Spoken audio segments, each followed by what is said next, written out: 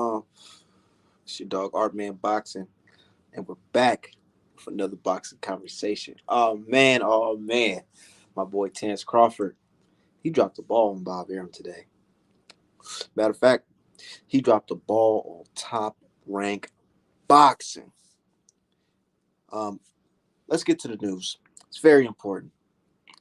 Let me read exactly what I seen earlier today, so we can get into this boxing conversation here. It's been reported that pound for pound number one fighter in the world, Terrence Crawford, has took Bob Arum and Top Rank to court for. Hold on, let me quote exactly what's going on. Okay. Terrence Crawford has filed a lawsuit against Bob Arum in which he claims his former promoter revolting racial bias prevented him from securing big fights and earning millions.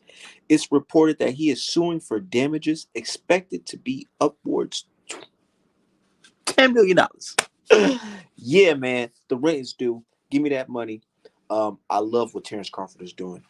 I've been trying to tell people for years, man, Top Rank is a very, very racist company.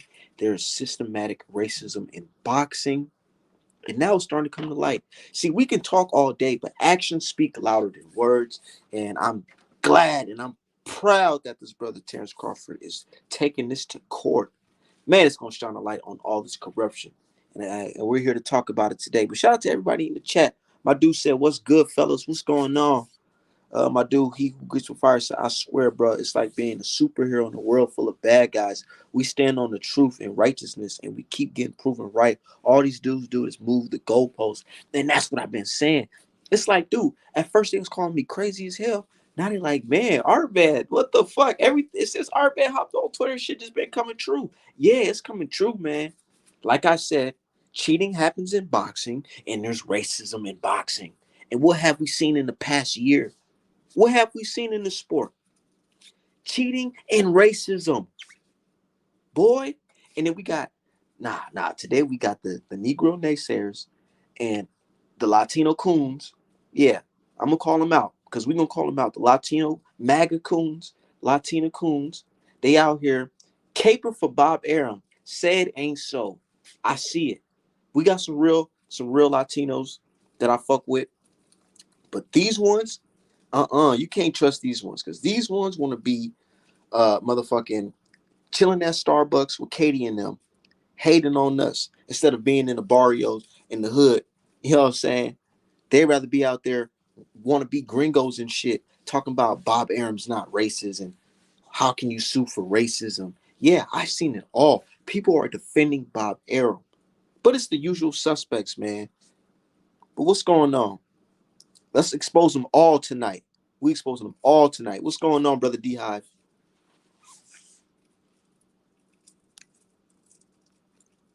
What's going on, man? I can't hear you. Hey, hold on. Let me look at the people in the chat. He says, shout out to everybody in the chat. Salute y'all. My dude said, what's good, everyone? Let's expose people tonight.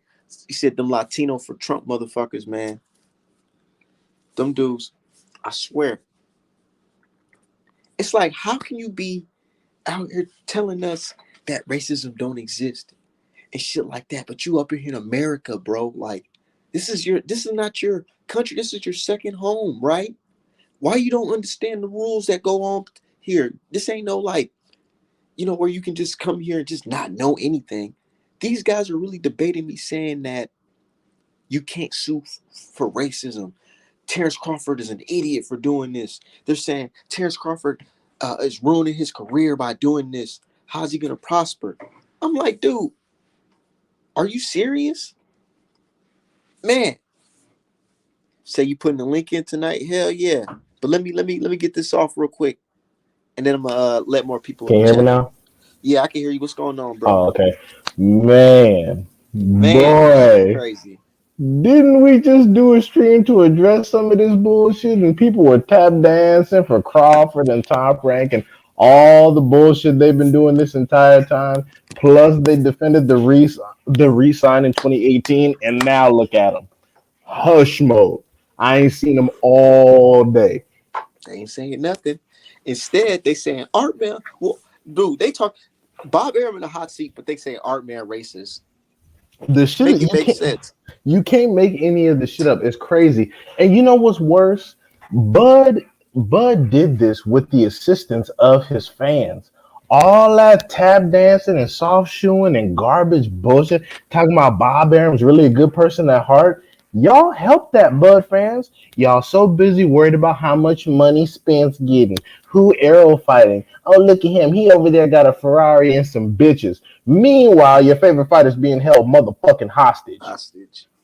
How the fuck that Boy. happened? What kind of fans are y'all? Y'all look like shit. Bud fans, y'all dropped the fucking ball. Y'all look like shit. How are Spence fans more hip to Bob Arum than y'all? And this is your nigga. He signed to Bob Somebody Arum. called me a fake Bud fan today. And I'm Yeah, like, I what? I'm don't. the most vocal about this shit right now. What y'all talking about? We been said that Bud should have cut ties with Arum. Ben said it. Ben Ben said it, said but it. I'm proud of Bud. I'm proud of Bud because he cut the slave master's head off, man. And you Or know what's he's getting funny? ready to. Every time we post on Twitter, shaking our heads at another black fighter signing to Top Rank, don't they call us crazy? They Oh, call me what? crazy. Every time we be like, dude, what you doing signing with Top Rank? Why is Top Rank signing this black talent? Don't Why they? are y'all Don't they signing call with us this man? crazy? Don't they They call us call us crazy? crazy, man. They say, And "Oh, you mean he to getting tell a me a lot of money." 90-year-old white man is not racist? Apparently, you ask these motherfuckers, they be like, "Oh, he getting a lot of money. He getting so much bread. He getting all this exposure." Da-da-da-da-da. And now look at you. And then the same accounts that were sucking Lomachenko dick are now talking about, "Oh yeah, I always thought Bob was racist. All the press I Lomachenko mean, was getting." look how he promoted Loma more than Crawford. I Yeah, understand this. nah, I understand. Nah, shut up, because nah, y'all shit. enjoying that shit. Bunch of bullshit talking about Loma's the best. He deserves the Haney fight. He put in more work. He did all this bullshit. Blah blah blah. No, stay where the fuck you at. Everybody with hands where I can see him. Mm, mm. Everybody where your fucking Let, hands where I can see him. All the let me go to fucking. my people in the chat real quick. Oh, okay. My dude says sparked up and aware. He said, Art man, what's good? This suit from Twitter, you did my tank shirt and painting. Keep it up. Keep cooking up. Hell yeah. And that's what we doing, man. The days of Steve Kim and all them races, Montero boxing, they're gone. Now you got real niggas shutting shit down, y'all, making good artwork, talking this good boxing shit, and keeping it 100. That's what we need. And I'm a real life supporter of the sport. Not these guys out here faking the front. Of course, you got the usual suspects like Montero boxing saying the most craziest asinine things about Crawford, calling this and black folks calling this LDBCers, which is code for Or, the N word or Hamanites. Don't forget or Hamanites. Hamanites or whatever. But the thing is, as much as they tell us not to love a particular promotional company or management advisor, we can say the same thing about y'all in hating one. Y'all been sucking Bob Arum dick and defending Top Rank, talking about all the usual codes talking about, oh well, look at the win loss ratio between Top Rank fighters and PBC fighters. Now look at your dumb ass over here worried about what fights are being made and who's beating what. Look at you. You talking all that shit. Meanwhile, Bud is being used and abused under your watch with your fucking assistants, giving them a talking point. Honestly, y'all talk so much shit. Bud might have fucked up his own lawsuit. He might have fucked up his own lawsuit before he fucking filed it, because all that tap dancing y'all were encouraging to do. Well, Bob been making him rich. Bob made him undisputed. Blah, blah, blah, blah, blah. Meanwhile, you forgot that Sergey Lipinets was about to be mandated to fuck up undisputed, and the LDBC was the one that called to petition the IBF. This is what happens when you forget where the fuck you come from. Now he's Mm. promotionally homeless, and his fan base is fucked up. See, my thing is, I know a lot of people criticize Bud or whatever, but I'm a type of guy. It's better now than never. I like it. Some people don't get it all the way, bro. I get it. Some people, it takes a little minute for them to finally understand, like, man, you're part of your chess move in a bigger play. You know, it takes a little time for people to really understand that. But I'm glad that Bud did understand it, and he's putting his actions. His words were whatever. He's following his actions. He's not just talking bullshit. He's taking it to court. He's suing Bob Arum Top Rank. I love it, dude, and I gotta respect it. Yeah, I only made fun of Bud when I thought he was making dumb decisions. I do that with everybody, and people think it's specific Bud hate. They too busy worried about what Spence fans are like. Like, let me say this. Spence fans talk about Spence independent of Bud. Bud fans can never talk about Bud independent of Spence. That means one fighter is promoted significantly better than the other if Spence is the only thing you got to talk about when in relation to Bud. And especially if you're talking about one promotional company is blocking everything, and he keeps saying it's Bob Arum. And I go back to my question: is Terrence Crawford a liar? I keep asking These y'all. people, and the fact that these people are still going around it, saying bullshit like, PBC was really scared of Bud. That was really going on. Y'all still Right, saying this after this man is taking this fucking complaint to court? Y'all still saying that? Man, it is on tape that Bob Arum said he blocked the Manny Pacquiao fight because he didn't want to see literally, the old man get hurt because literally he's such an important person. So you're telling me, if I was Bud, you telling me that you stopping my career, you're stopping my progress as a fighter because you don't want me to hurt this man because he's such a good person? Psst, nigga, taking please. Yep, I'm taking playing that money shit out of too. your pocket. Nigga, we playing that in court. Play it for the jury. What they say And, on the and, Bulldogs, they play it, we go play it, nigga.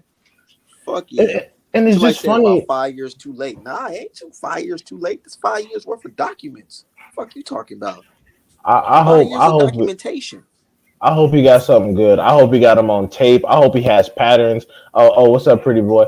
I hope he got something because all that capping he did after re-signing, after everything, he might have fucked up his own case. And then Bud fans, and I'm not talking about all Bud fans. I'm talking about the garbage one, not like Extreme Willpower and Keep It 100, not the good ones. I'm talking about the trash ones that are like, yeah, Top Rank is a superior promotional company, and they promote their fighters good, and they move people well, and all that bullshit. Those people.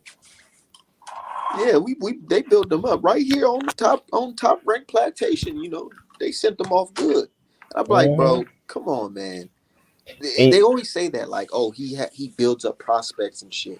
Well, why the fuck the greatest fighters to ever touch the fucking ring, put on some boxing gloves, they all say bad things about this man? yeah, Why is that? and a lot of people are wondering why is Terrence Crawford leading fighters back to Top Rank, and why do you think I keep calling Bo Mac Big Mac now? Because it's not Terrence Crawford. Bo Mac became a manager, Terrence Crawford's manager, and now that he got a little taste of that management shit, who you think got Keyshawn and them over there? This motherfucker got a stable he's trying to get some paper off of, and he see how Hmm. smooth Top Rank bread can come in, so he ain't thinking about Terrence Crawford either. Big Mac don't I give a wouldn't be fuck. surprised if dudes looking at him like, well, he is getting a little older. Let's talk about these new guys coming up. Yeah. Yeah, and people are like, oh, don't hate on Bo Mac, don't do that. No, I'm telling you, y'all keep trying to blame Terrence Crawford for bringing the young boys over there. They might have learned from his experience, but Big Mac is the manager now. Ooh, I did see Big Mac pull up in that big body Benz on Facebook. See, y'all Mm. niggas don't be paying. I'm trying to tell I y'all. said, man, I ain't trying to count a nigga pockets or nothing, but I'm like, it seemed like he touching some paper here doing something. He got a little taste. He know he got some of the best. Like he knows he got pound for pound potential in that damn stable. And he's like, oh, and Shakur signed with Jay Prince, so that's good for him. But these other ones who are new booty to the game, who's fresh out the Olympics, they prime pickings for Big Mac. He already know the game. He know Top Rank whole system Man, top to bottom. these niggas, somebody need to go talk to these niggas, bro. They be thinking, oh, D Hype just being mean. No, I'm trying to tell y'all, goofy motherfuckers, man. You can't trust these people. And I know it's hard to stay on code as black folks, and I'm not hating on Bomac specifically. I don't hate the man. He's still black. He's fine with me. But the thing is, y'all keep saying, "Oh, Terrence Crawford keep leading people to fucking Top Rank," and I'm like, you have to look at everybody because people think that Bomac is just some fucking trainer. No, he's his manager too, and that stable's not run by Bud. It's financed by Bud. Mm-hmm. It's managed by Bomac. Mm-hmm. Bomac been negotiating Bud deals, bro. Why you think his PR and his deal so fucked up? Because Bomac over there, greedy ass, he touching some real money. And he's like, shit, I not one Terrence Crawford, but multiple Terrence Crawfords? Oh my God. And like I said, he probably like Terrence Crawford getting a little old now. Anyways, he about to go sit down. I need Uh-huh. some new, some. You know what I'm saying? He's like, I can't retire with Terrence Crawford. I got bills to pay. I ain't no professional fighter. I'm only getting a percentage. Mm-hmm. And y'all sitting over there, oh man, don't hate on Big Mac like that. No, man, just keep it real. That's why I call him Big Mac. Y'all didn't notice the switch up. That's why I started calling him Big Mac when I did. Mm-hmm. Said nah. Bomac has said a lot of stuff that's probably gonna be used in court against Bud. If it go to court, he got to tighten up. Thank Could you. be. Why do you think he's been so comfortable just running his fucking mouth? Because he knows that it's not just Terrence Crawford he got now. He has multiple other people, Keyshawn amongst them. And what's a better advertising tool than pound for pound number one Terrence Crawford? And all the shit y'all haven't been complaining about, y'all trying to big up his ops, even though they trash his title defenses and shit. You don't think that the new Olympians see that shit? You don't think that they see the money he's been getting for the work he's been putting in? Y'all know he hasn't been moving no weight at 147, and they see that shit. They're like, oh man, it's like that. We can get damn near complete mismatches for how much money? $5 million a piece? Oh Mm-hmm. shit. They don't care I about the need it. politics. Yeah, they don't care about the long term because boxing, especially for black people, is expensive coming out the amateurs. Going to the Olympics is expensive. If you ain't got no sponsors, you need that sign up bonus off top. Trust me. I get it. You got train. You got coaches. You got to keep up with the times. You get out of the Olympics. I, not saying I've been in that situation, but I'm just saying if I was in that situation looking, and I'm like, dude, man, I got bills back home. I got baby mama and shit. Like, I need some bread off top. Who talk about it? On Top Exactly. Rank. You gonna give me 300? You gonna give me 300 right now? How many fights? 17. Cool. 30. And and they Cool. all gonna be against subpar competition. Now you know you could take out. You're gonna be getting fed until you piss Bob off. Then you're gonna be getting fed to You somebody. gonna be on your 13th fight looking like, man, hold on. I ran out that 300. What's this? Yeah. 50,000? Yeah. Or you're gonna do some crazy shit like beat two top tens, get a belt, become unified, and Bob Barham's still talking about, oh yeah, so you'll be making 400,000 a fight, even though people in your position making tens of millions of fucking dollars for Millions. doing way less. Yep. Look at Tiafimo's stupid ass. Talked all that shit, thought he was a brilliant businessman. Where the fuck he end up at? Back on the reservation. Talking about time to renegotiate that deal. They got him smiling in the office, taking pictures and shit. Boy, Ain't finna they served renegotiate that nigga a shit. fat humble pie. You fought fucking Richard Coleman, smoked him for a belt, fought Lomachenko in a 3 belt unification, and you didn't take home shit. Didn't even break a million. And you lost your all them belts on your first defense to a 13-1 underdog. And it's funny because you fought on the same platform you should have been fought on for actual undisputed, and you took an L to a nobody. And guess what? Bob still got his percentage off your stupid ass, and he didn't even have to invest.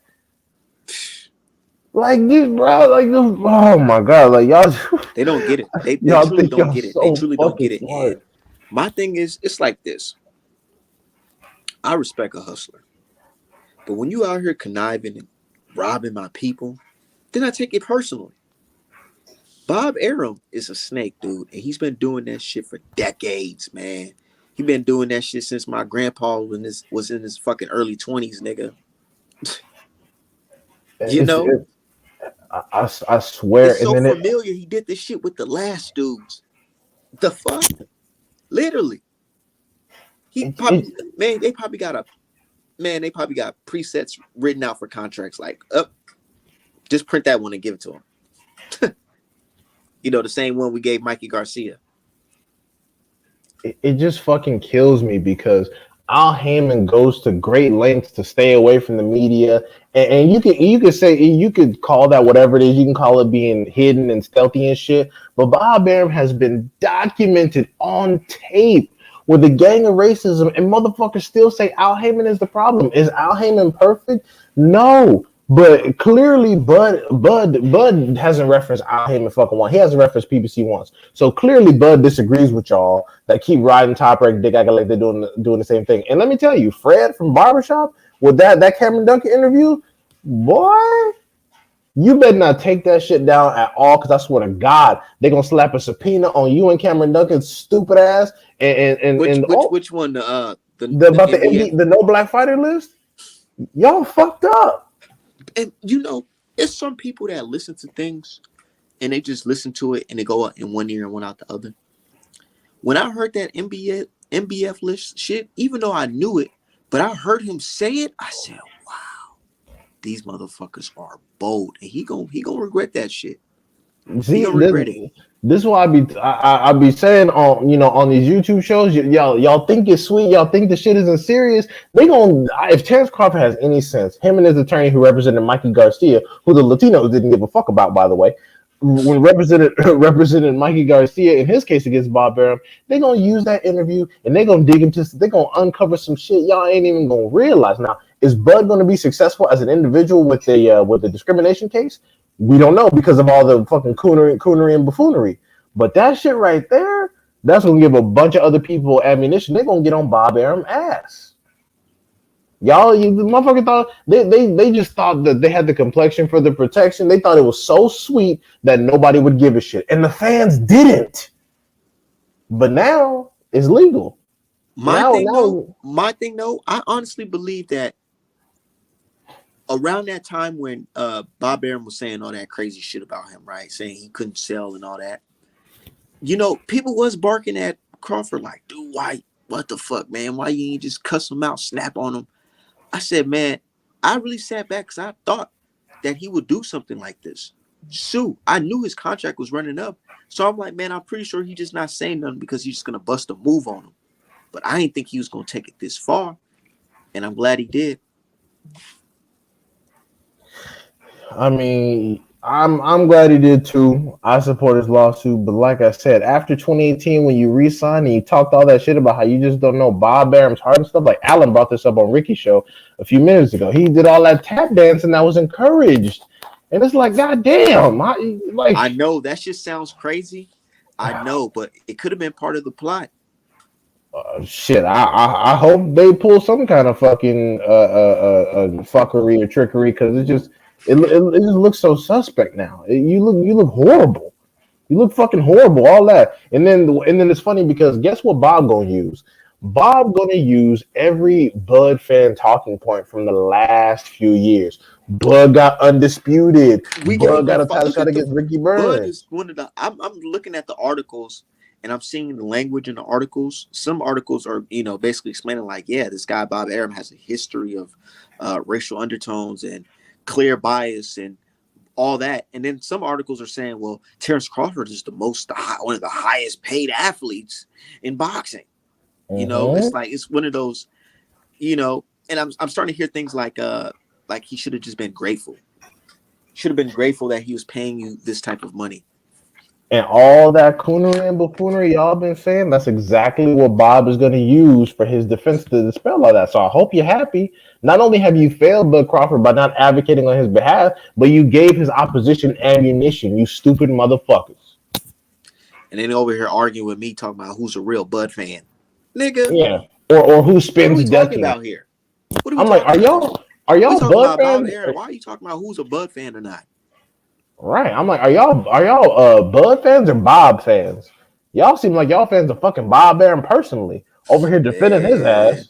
You see how we was schooling them dudes today. They're just garbage. I'm like, where the fuck were y'all when Mikey Garcia was getting fucked over? Huh? Mikey Garcia was on the motherfucking shelf and y'all didn't say a fucking word. And you know what I posted on Twitter about Bob Arum and his Wikipedia? I've been told y'all about that. That shit been there the whole time. How he favors one group over another. That's why they're not talking too much.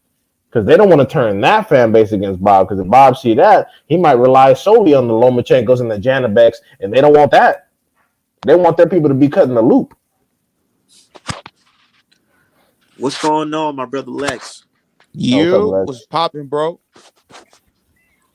shit, man, you already know the vibes, man. You know I've what been the hell trying to going tell on with this everyone, man. top rank. Nobody want to listen, man. Top rank, and you know what I'm doing. You know what I'm doing. Even though all this news is coming out about systematic racism in top rank, I'm throwing it out there. Yeah, top rank. You know he allowed Tyson Fury to fight with performance enhancing drugs and ultra gloves. I don't give a fuck. I'm gonna say that shit to the end of time. This guy Bob Arum is a racist. When you Yeah, I fight mean, on I his don't. platform, there's always some fishy shit going on. His own fighters are begging for help. His own fighters are suing him. And people just acting like this. Man, it's just crazy. How can Al Heyman be the problem when guys like this are still living? Well, I mean, Art. The thing is, man, the boxing thing is a lot more deep than people understand it to be. Like the same people who are saying that Al Heyman is the problem, they're working for Bob Arum. Just the same way. Like I'm reading the complaint right now, right? The dude RJ posted it on Twitter, and Terrence Crawford had a clause in his contract around the time of the Mean Machine fight that if he didn't fight Errol Spence by 2020, he would get an extra $1 million. But remember, when Errol crashed, all the top ranked people were saying, "Oh, Bud is never going. I'm sorry, Errol's never going to fight again. He's going to be hospitalized and be eaten out of a feeding tube and all this crazy shit." They weren't saying it because they was hating. They were saying it because they wanted top rank to get out of that $1 million payout. So a lot of these writers, bro, when you see what their articles are, it's not genuine. They're not saying that because that's what they really feel. They doing top ranks dirty work. You know, Kevin Io, Of Dan course. Raphael, Look Hmm. what they did Chris with Mannix. A lot of Wilder, these bro. dudes, bro, they not honest. They don't care about boxing. They just want credentials, free hotel rooms, free food. That's all they in it for. Same with Bud fans. Y'all doing Bob Arum dirty work and y'all didn't even realize. Y'all was setting up Bob defense this whole time, fucking around, trying to be in some imaginary intra-racial war between the damn Spence fans. All the shit y'all done said, Bob just gonna use. Look at everything. Even Crawford's fan base said I'm the man. Your Well, yeah, goofy asses. D. That's the tricky thing though. Is like some people aren't doing it knowingly. Like sometimes people think going hard for Bud is good, and this I'm not saying Bud is whack or anything, but like Bud got himself into this situation. It's better to just hold him accountable than just trying to blame Tim Smith or blame Errol or blame Al. These people Oh, made the right decisions. They're in a good position to succeed. Sure, Bud is getting paid, but look what he got to go through now. He got to go through suing him. He was supposed to have a fight. They didn't even do it, so they owe him money. Top Rank is sloppy, bro. And here's the crazy thing. They owe him a fight from during the pandemic. Like during the first half of the pandemic, they owe him a fight. There's no excuse why the fight should have happened. Everyone in boxing was fighting. The only people that wasn't fighting was heavyweights, especially. But look at Wilder and Fury. Top Rank delayed their fight too. So think about it.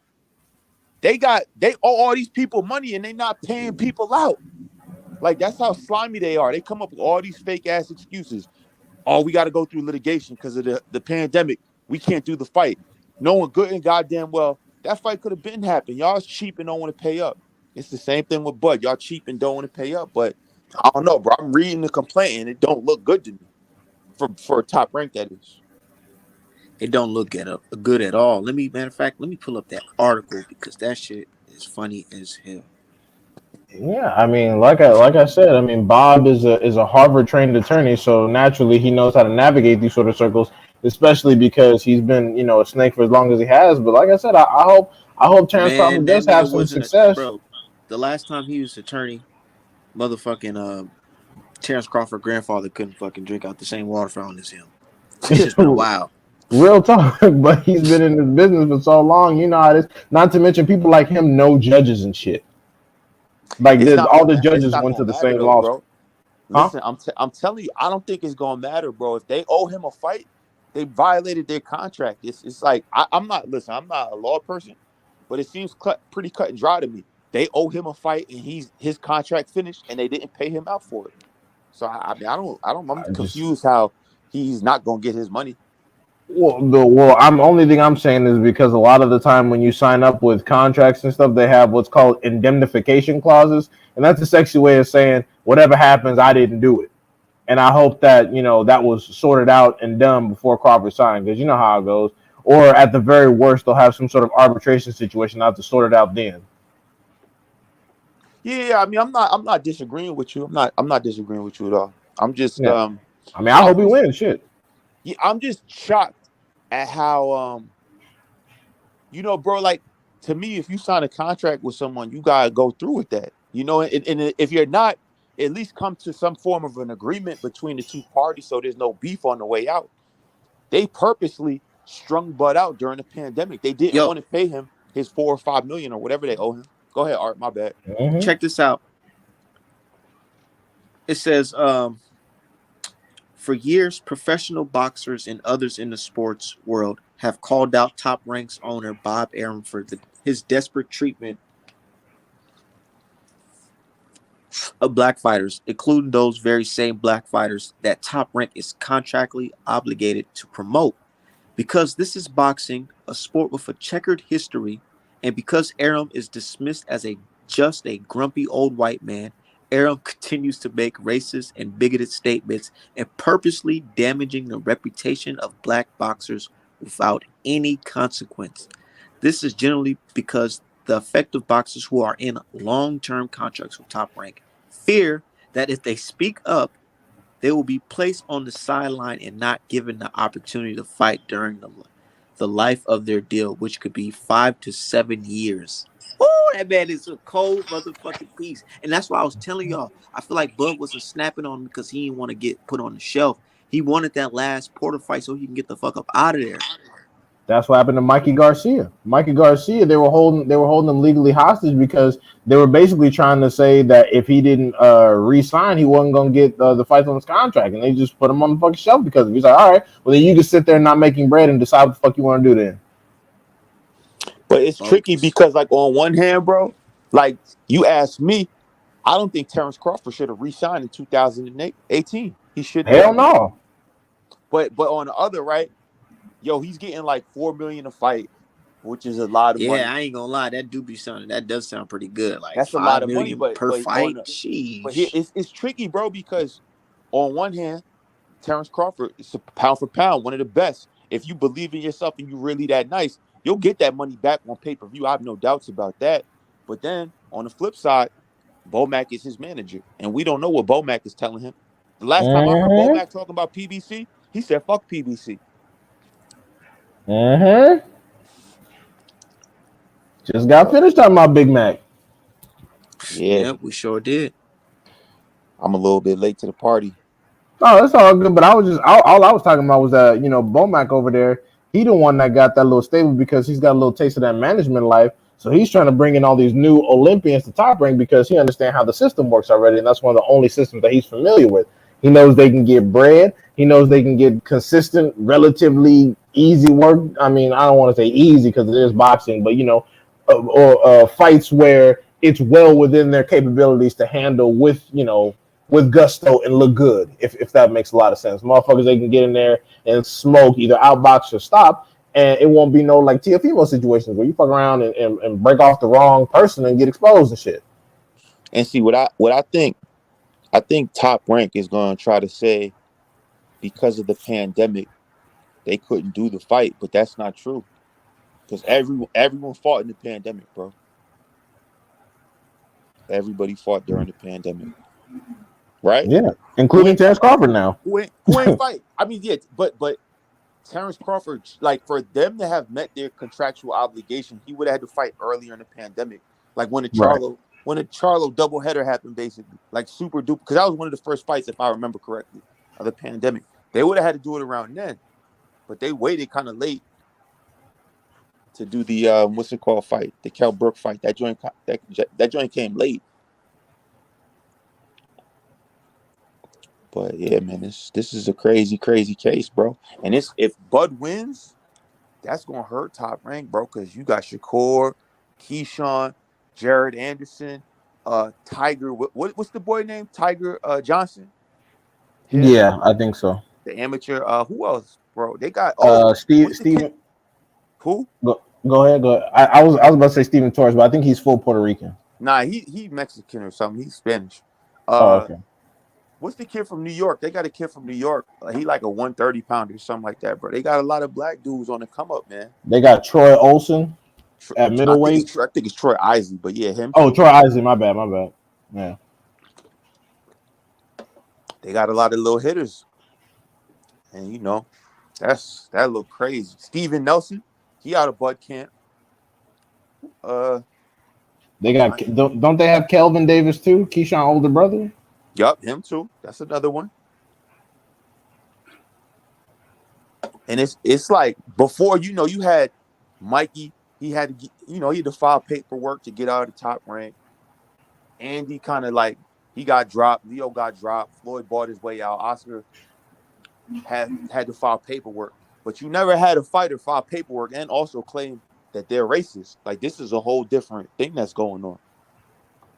So I like it because I never liked top rank art. Like me and Art have a lot of private conversations, and I be cooking top rank. But they're not good for the sport of boxing, bro. These people do not care about boxing. They don't care about honesty. They don't care about competitiveness.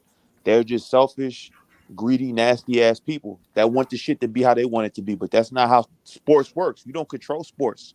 You just put two people in together or two teams and you let it be after that. That's not how Yeah, they are. they've been trash. All the most controversial fights happen when Top Rank is fucking involved. Every time there's a scandal, every time there's controversy, every time there's fucking issue, Top Rank is somehow involved. Because, bro, they're not about competition. They're about rigging fights. Mm-hmm. Even though, bro, it's crazy. Yeah, like people are lucky I don't got no channel because I don't believe Fury's better than Wilder. Like I'll go on record with it. Y'all could talk all that Fury this and Fury Wilder got tired. Nah, bro. Wilder's a clean athlete. He put on too much weight like a clean athlete and got tired. I'm not even mad at him for that. When you fighting this big 300-pound dude on steroids, he not gonna get tired. Come on, what is he supposed to do? We've seen Fury get knocked out twice and get the benefit of the doubt from people. In the first fight, talking about I did what was best for the sports. I'm like, oh, so you're literally admitting you didn't do your job. Okay, for sure. So everybody's gonna sit here and let this shit slide. Mm-hmm. Fucking, you literally admitting, yeah, under normal circumstances, like with fucking Harrison versus Charlo, when I stopped Harrison ass on the ropes and he didn't even make it down. Yeah, under normal circumstances, I'll probably just call it off. But I was like, nah, this needs to continue for the quote unquote good of the sport. You know, you got that check. That bullshit up. No, I don't think Jack Reese got a check. He not a good ref. I mean, like, Oh, you think he I just like got the stupidity? Jack Reese isn't a good ref, bro. Like, if you watch all Jack Reese fights, he always do something that like he want to be the center of attention. Like, I don't know if you remember, but when Brian Peralta got knocked out by I forget the kid's name, man, little Mexican dude at 147, bro, he called the fight off. The fight was already over though. There was no more time on the clock. It's like, bro, the dude got up and is standing. Why are you giving him a count and waving the fight off when the fight is literally the clock says 0 on it? And you hear the clack, clack, clack, like of the bricks or whatever. Like, what are you doing, bro? Like Jack Reese, he like attention whore, bro. Everything he do, you got to do some dramatic Man, I heard Jack refereeing Reeves is type really thing. involved in this boxing shit. I heard the same shit. That's But why I'm talking about, putting That's some besides the money fact, though. involved. Ultimately, bro, yeah. I find Bud frustrating because he went back to top rank and it's like whack, bro. If you knew this whole time that Bob Arum was doing you dirty, why are you running around talking about Errol Spence this and Errol Spence that? It's like, bro, you know your situation. All you doing is creating chaos between the fans. I'm not a fan of that part, but I'm definitely rooting for Bud to get in top rank's ass because I hate them. They're bad for the sport that I like. You know what I'm saying? Yeah, Absolutely. they stealing history from people, man. But Like yeah, man, they should have been had the young bull Shakur this is a heavy one, man. Stevenson in over Valdez, dude. Why the man gotta beg you to What get the Art did though? Valdez fight? Well, because Valdez said he prefers to fight Navarrete coming up in weight, and Navarrete might leave. So we don't know what's going on. So I'm just doing. When the fuck did Bob Arum start doing what fighters say? Yo, that's a good point. I forgot that Navarrete was talking about he free agent. Crazy. They trying to make Navarrete happy, like he's man. What the fuck? You talking about? Oh well, Valdez said he didn't want Shakur. Man, who gives a fuck about that? Who gives a fuck what Valdez talking about? Shit, Bro, you want to look? that's top rank. They not about competition. Like peep this, right? What divisions in your opinion does PBC have a very firm grasp on? Welter 154 for sure. A half of 122. Uh, decent amount of 135, but not a lot of it. And 160 is kind of chopped up in thirds at this point. Oh, okay. That's good. That's a good answer. You hit like you missed one, but you hit the rest. Oh well, 140, right? Yeah. No, not 140. 140 is kind of like dry at PBC, but 126, I think, with Fulton and all them dudes. No, well, Fulton's at 122, Okay, so yeah, it's 120. So they have most of 122. and They well, got only Fulton. thing they got 126. I mean, they got Gary Russell, they got Maxio, and they got a few Yeah, others. so But I'm bugging. It's 122. They have Fulton. Uh, what's the boy name? The baby face, whatever. oh, Babyface Assassin, that No, no, dude, no. He's there too. They got Yo, Angelo Leo. right? Yeah. They hold got on, all y'all. these dudes. We Brandon got a Figueroa. special That's what I guest was in the thinking. building. They got all these dudes. They all fight. Notice all them divisions you just named. There's always action. Errol versus you guys. Ugas versus Pacquiao. Errol versus Danny. Keith versus Sean.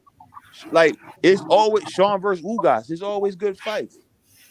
What division does Top Rank and the Zone have? What divisions do Top Rank have? Top Rank got 140 on. Well, it's split between Top Rank and MTK, but they got 140 on lockdown. They got they got a piece of heavyweight. They got 175. Well, yeah, they got 175 damn near on lockdown. Shit, and they What? got You forgetting one. what the fuck else they got? I mean, they got lightweight. Well, no, because Cambosos took all that bullshit. Nah, 130. They got 130, right? Because Valdez and Stevenson.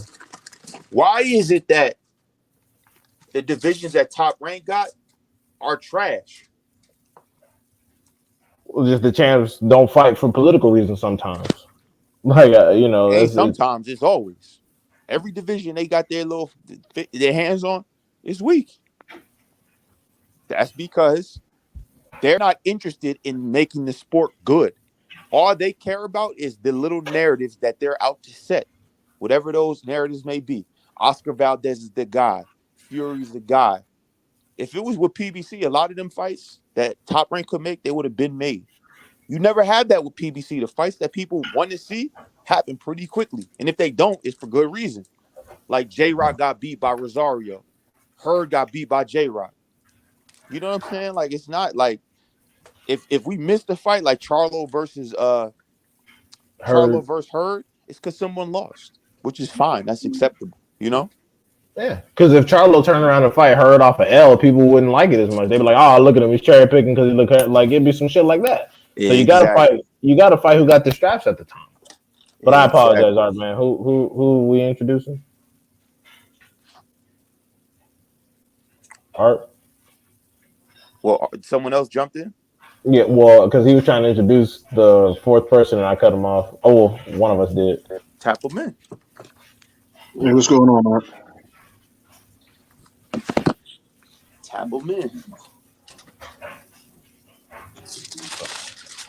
Shit, Art man went to the bathroom.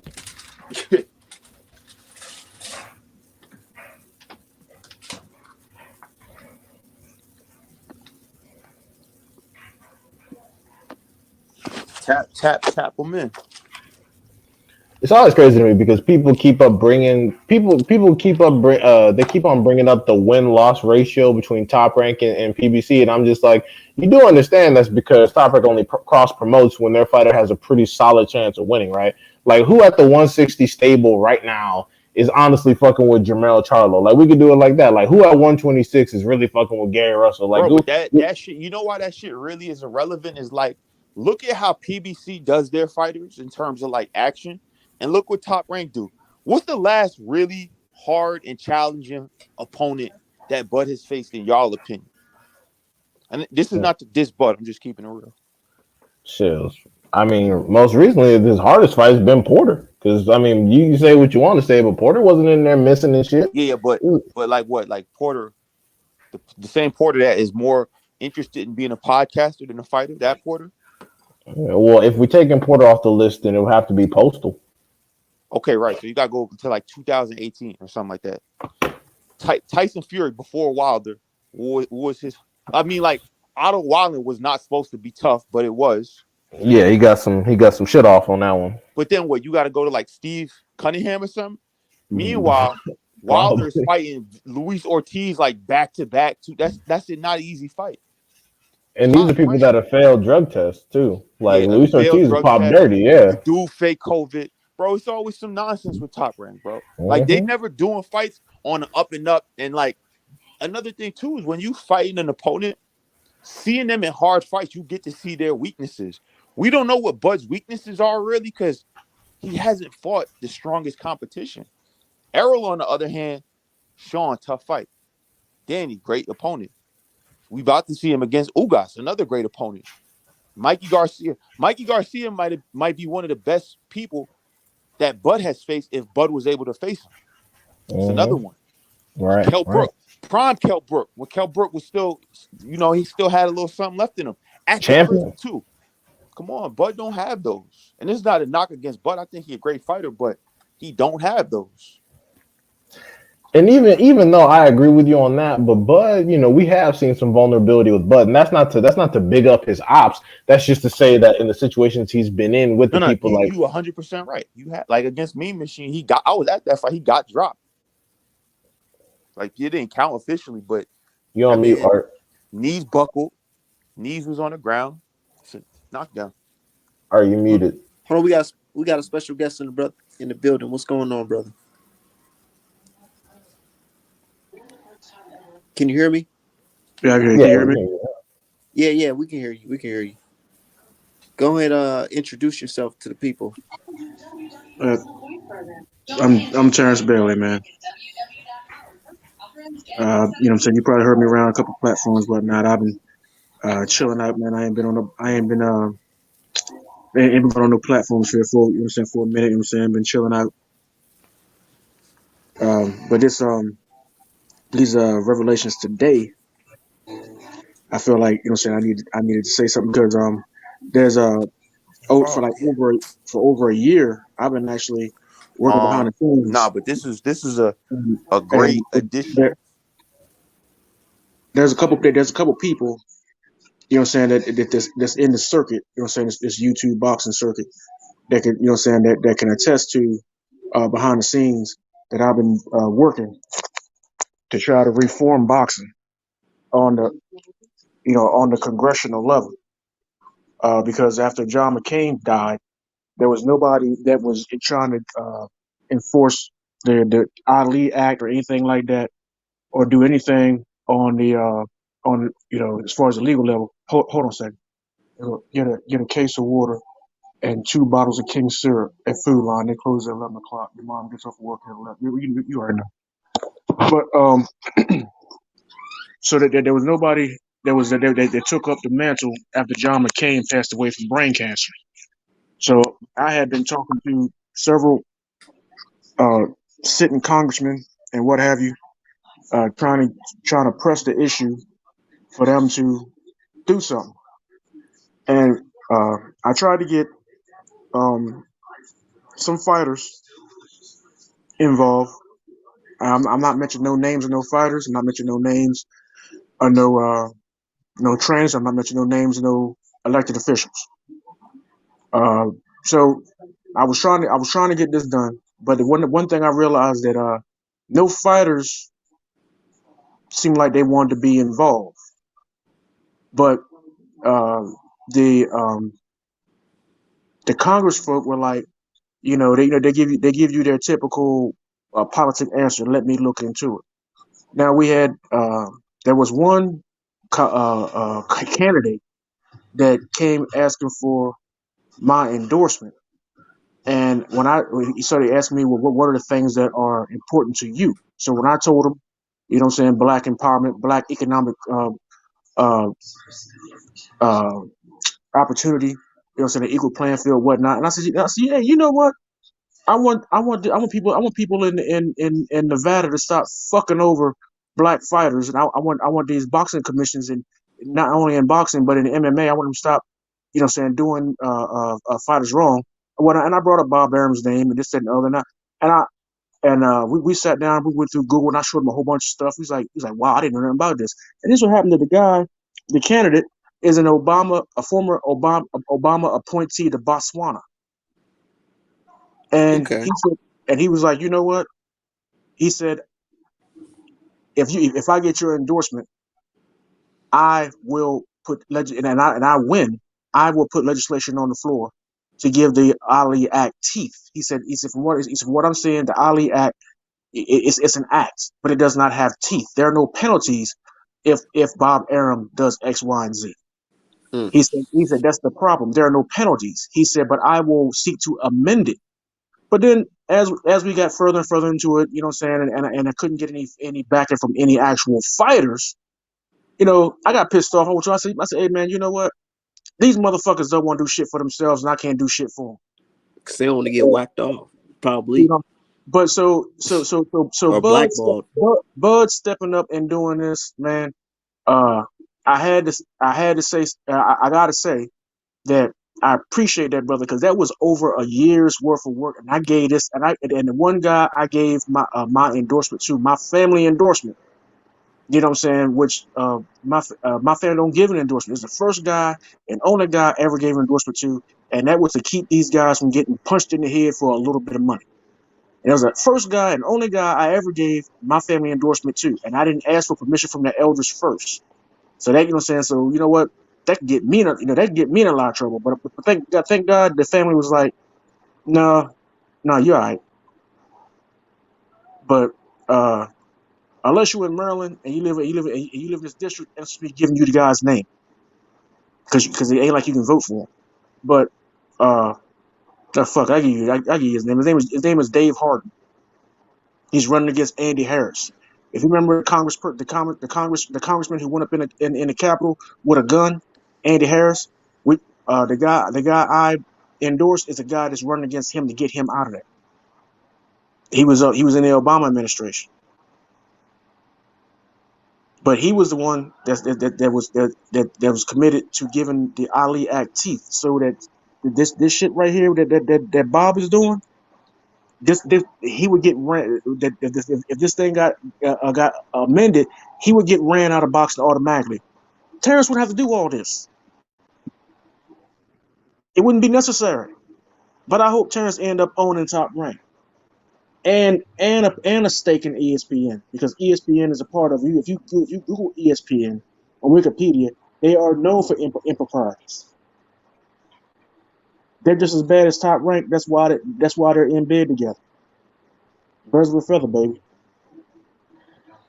But you can't help a motherfucker that don't want to help themselves. That's why I'm loving this nigga right now.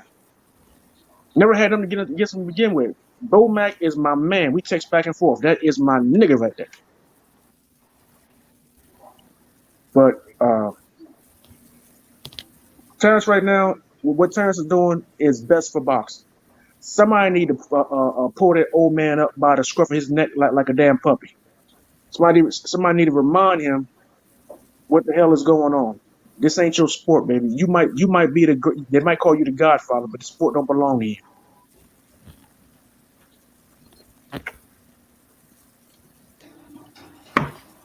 That's my soapbox moment. Thank you.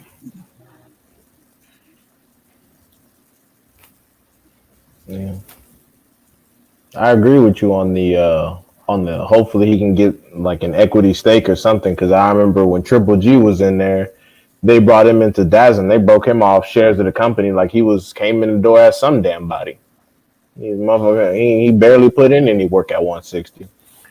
So yeah, I hope that ends up happening for Bud. Well, this is what I see happening. I'm not gonna say it is gonna happen, because I will say this: there's people watching this. I heard earlier somebody said that Bud filed a case in Nevada, and Nevada runs this shit. If you think uh, they may be true on the outside, but I was on the phone earlier today, and there's some individuals that are not right now involved in boxing that are watching this case. As soon as I saw it, I made some phone calls. I was like, hey, remember that conversation we had? There's a lawsuit in play right now. You need to watch this case. There's some individuals that are watching this case that if there's some home cooking, oh boy, that's just gonna be the beginning. It's gonna be some shit come down if there's some hometown cooking. I'm telling you, that's gonna be the beginning if there's some hometown cooking. After all the conversations have been going on for the past year and a half, after that first, I tell you how it kicked off. After the second Wilder fight, that's when it kicked off. After I saw the second Wilder fight, I started. Um, I don't have to buy a new phone. I don't have to buy a new phone. Wait, that's when you're saying that Terrence Crawford started building up his case No, no, for no, no, the no, no, no, situation. no, no, no, no. I'm saying that's when the the push to enforce the legislation and the enforcement, the regulations and stuff like that. Oh, okay, okay. After the second Wilder fight, the same week of is when I started making phone calls. Oh, okay, okay. So and pressing the issue about Wilder, Suleiman, and that franchise belt, all of that stuff. Suleiman and Aram were the issues of conversation with Mhm. Congress. Yeah, because aside from Canelo Alvarez himself, because he probably knows, he knows him personally. The only other fighters to receive it have been on Top Rank, and I think the only other one has been Estrada, and I think he fights on DAZN. So yeah, they all looking pretty suspect right now. So it's like matter of fact, I was talking to an individual tonight, um, a G man, and I asked him. I said, how does a person come out of the amateurs and get a championship fight on their second fight? He says, I don't know. How does that person do that? I said, I don't know, but his promoter is being sued for racial discrimination, Yeah. and that fighter was not black. And the same promoter saying that it's saying that European white fighter is better than Ali. And he goes, you're kidding. I said, no, I'm not kidding. He said, okay, yeah, we'll be watching this.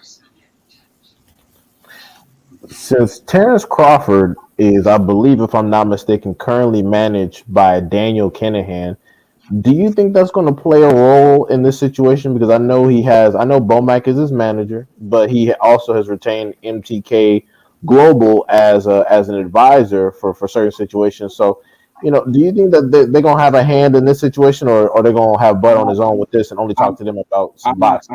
I'm not gonna say yes or no because I haven't asked that question, so I don't know. But I do. What I do know is the last report that I saw was that the FBI had entered into the manhunt for Daniel Kinahan. Right, So, but whether that affects Bud, I that's the question I should have asked. I don't know why I didn't ask that question. I didn't ask that question because it didn't cross my mind because I wasn't sure of the MTK global thing was true or not. I don't. I mean, I personally don't understand why he wouldn't just go to PBC because I mean, well, maybe I think at this point you go with whoever's taking the less amount of money out of your check as far as right, percentage wise. You know what I'm saying? Right now you want the most out of your money. You want as less hands in your money as possible. So whoever's taking the less amount of money out of your check is who is out of your settlement check is who you want to go with. And right. and to be honest, we don't know what those the boxing community is a small community and really and a lot of and most of us are not in it. So like uh, these guys know these people. You know, they know the Al Haymans, they know the people that's running MTK, they know the Bob Arams. Um, and they know the whoever else is. And we don't know these people, so they know more than what we know. We keep saying uh, it's common sense. It's common sense at this point that you don't come out of amateurs and sign with Bob Arum. Well, obviously they know something we don't know because Bob Arum is still getting what we consider dummies. If I remember correctly, um,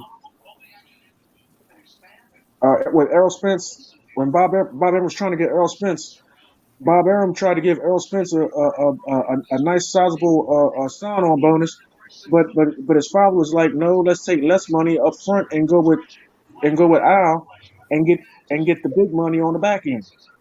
And now he loving life. What it looked like is that Bob's enticing these kids, you know what I'm saying, coming out of amateurs with big checks, and then and then he and then he screw them on the tail end. So he show you a whole bunch of glitz and glamour and a whole bunch of he show you the Rolls Royce as a kid, but then he give you a Yugo when you're an adult when you really need the money. You know, Hmm. so uh, he's a true pimp. You know what I'm saying? When a dude open his mouth, he sound like a 1935 gangster. So Yeah, you he's been know, here for a long time. yeah. I mean, the dude know what he doing, and a lot of these kids is. But come on, think about it. Outside of Devin Haney, how many of these kids are coming into the game, coming as a professional, already got money? A lot of these kids box because they broke. You know, they come from hard scrabble beginnings, and they're not in this game because they're rich and something like Yep. that. Some of them don't even be having haircuts coming into the fight. Ex- yeah, exactly. The trunks they got on. Uh, another somebody else in the gym had them on last week, or maybe last night. They washed them in another. Then this guy got them on. They might have shared a cup. The boy that just left the ring 20 minutes ago. Now you wearing his cup. You know, so and then Bob Arams, slick ass, come along and offer you a $500,000 sign on bonus, and you think you made it. You take it, not realizing you done fucked yourself. You know, Well, man, if I could chime in, I've been hearing y'all, but the thing that I think about this lawsuit is, and first of all, how everybody doing out there, man? We're good. What's up, What's Julius? going on, Yeah, Julius? How you man. doing? Hey, chilling, man. good, man. What's up, bro?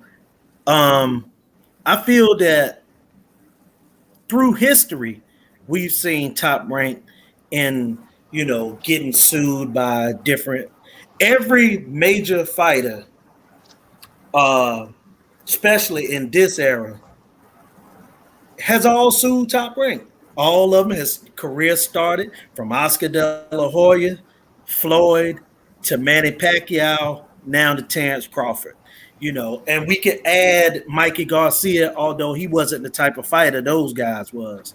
So everybody, in order to really make bank, they had to leave. Remember, people forget that uh, Bud Crawford was a fighter that was sitting around the lightweight division just melting away.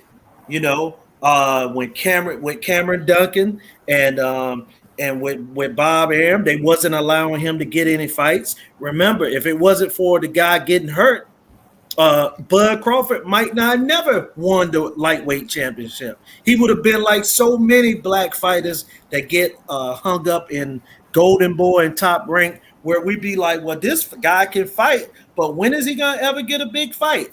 That's how Bud Crawford was. Bud Crawford at one time was Frank Martin or one of those guys. Literally, that's who he was. You know what I'm saying? So if people thought that he wasn't going to get screwed coming up from there, of course. And even when he was selling all those tickets in Omaha, if it had been a Latino fighter that had a fan base like that, it would have been glorified. Nobody wanted to glorify Terrence Crawford bringing 19,000 people from a football town in Omaha, Nebraska, not to a Nebraska Cornhusker game, but to a boxing match. Like, man, I saw this coming a mile away, and I'm glad that he went ahead and went through with the lawsuit. But again, the when you brought up the MTK situation, that's gonna be an issue now because eventually, man, the FBI gonna arrest that guy. You know what I'm saying? It's gonna happen eventually. You know what I'm saying?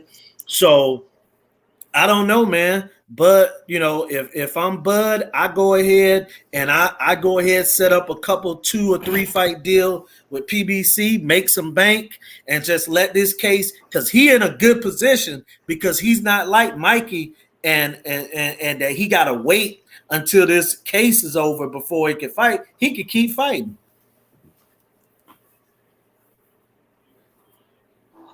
Yeah, what y'all think about what I said about what I was doing for over the past year? I mean, what are y'all thoughts on that? What did you say, brother? Because I That missed it. oh, well, he Well, said that he had been putting in a lot of political work, talking with different individuals, trying to bring a case to the congressional level, and Oh, okay. I think it's incredibly important, and I applaud you on the Yeah, political effort you put in because as a person who's worked in politics, it's incredibly complex for regular individuals to actively engage civically because what people don't understand is a lot of people in elected office, when they're talking to you, their mind has been made up since the last election cycle. They just doing it. absolutely. Yeah, they just talking to you is good PR, but the reality of the situation is that the right palms have been greased, motherfuckers done already got paid, and the verdict coming down whether you like it or not. All the rest of this shit is just a dog and pony show, so people can have some illusion of democracy. And I think that the uh, fact that you went I up got against that is I got important. I got a little bit of political capital. I mean I can call any congressman, any congressperson assistant, and I can get an appointment. I just don't. I'm just not saying it on here, but I I can get heard you say appointment. Maryland. What area you in? Because I'm up in the Laurel area. I'm down. I'm in Easton. Okay, Easton. Okay, yeah, I'm down near Ocean City. yeah. I know exactly where you're talking about. It's uh, pretty racist down there. But you know, I hear you, man. Good luck But on that, man. but I mean I got I mean art man knows. I mean I got a little bit of political capital. I can. They wouldn't even entertain this conversation if I didn't. But I we mean need it, like man. like I said, they came asking for my endorsement to get in the Congress. Hey, we Man, need it, man, because I mean, I know that Bob Arum got a lot of connections, you know what I'm saying? And to be honest with you, all I see happening is them going to arbitration and he gonna end up paying Terrence Crawford something and they're gonna sweep it under the rug. They're not gonna want it to get out what would have happened. And I believe once because he's already stuck his foot in his mouth in different interviews about how he sabotaged this or how this guy didn't do that and all these things. Because the last time I checked, boxing is really confused. I think that some of the fans and like some of these, what they call them fanboys, they feel like the fighter worked for the promoter, but the promoter worked for the fighter. When they go to a concert, this is the craziest thing. I never could understand it. When if they called in uh any rappers, I don't care who it is, you can name any rapper, Jay-Z and whoever else, Drake. Do the promoter call him in and say, "Hey man, I need 30,000 people to show up," or you know what I'm saying, or I'm gonna dock your pay? They don't say that. The promoter is the person that's responsible for getting the people there. All the act or the talent job is to show up and be the talent. So I don't understand. I mean, I do understand. Bob Arum and guys like him have been allowed to get away with this kind of stuff forever, man. And I think and somewhat I hate to do this, but I gotta blame especially some of the black fighters. I gotta blame them for going to guys like Bob Arum, or going to guys like Eddie Hearn, because if you look at it, what really did these guys do for their career? What really did they do for their career that they couldn't have done for themselves? Because they surely aren't getting promoted. Well, how would That's you feel, Julius, if you was a fighter and you were getting 5 million per fight, but you're not getting the legacy fights? It all depends. I would feel bad because I would want the legacy fights, but some fighters are just comfortable with getting a payday, and they don't care if it's legacy fights or if it's just obscure fights. Some of them are okay with it. They don't want to buck the system. They don't want to go But to the promoter and just say, "Hey, get me those are this not fight." those are not pay-per-view fighters either. Those are the fighters that you will not find on pay-per-view. Those are the fighters that you will not pay for on pay-per-view. Those are stream fighters. If you know what I'm saying, if you get my drift, Mhm. right. them the fighters that you stream because they ain't worth watching because you will not get a good fight. You And, will not and get a worthwhile fight. The best fight you'll get out of them is the fight that you see that gets them out of the game because you want them out And because you know brother, because I don't I don't know your name, brother, but my thing is this right here too. There isn't many pay-per-view fighters in boxing. We probably got 3 or 4 guys tops in boxing that are pay-per-view draws. So no one really is a pay-per-view draw in today's time. And promoters need to promote. They need to go get sponsorships. I talked to D Hive, and I said this to Art Man and the Southern T, and I will continue to say this.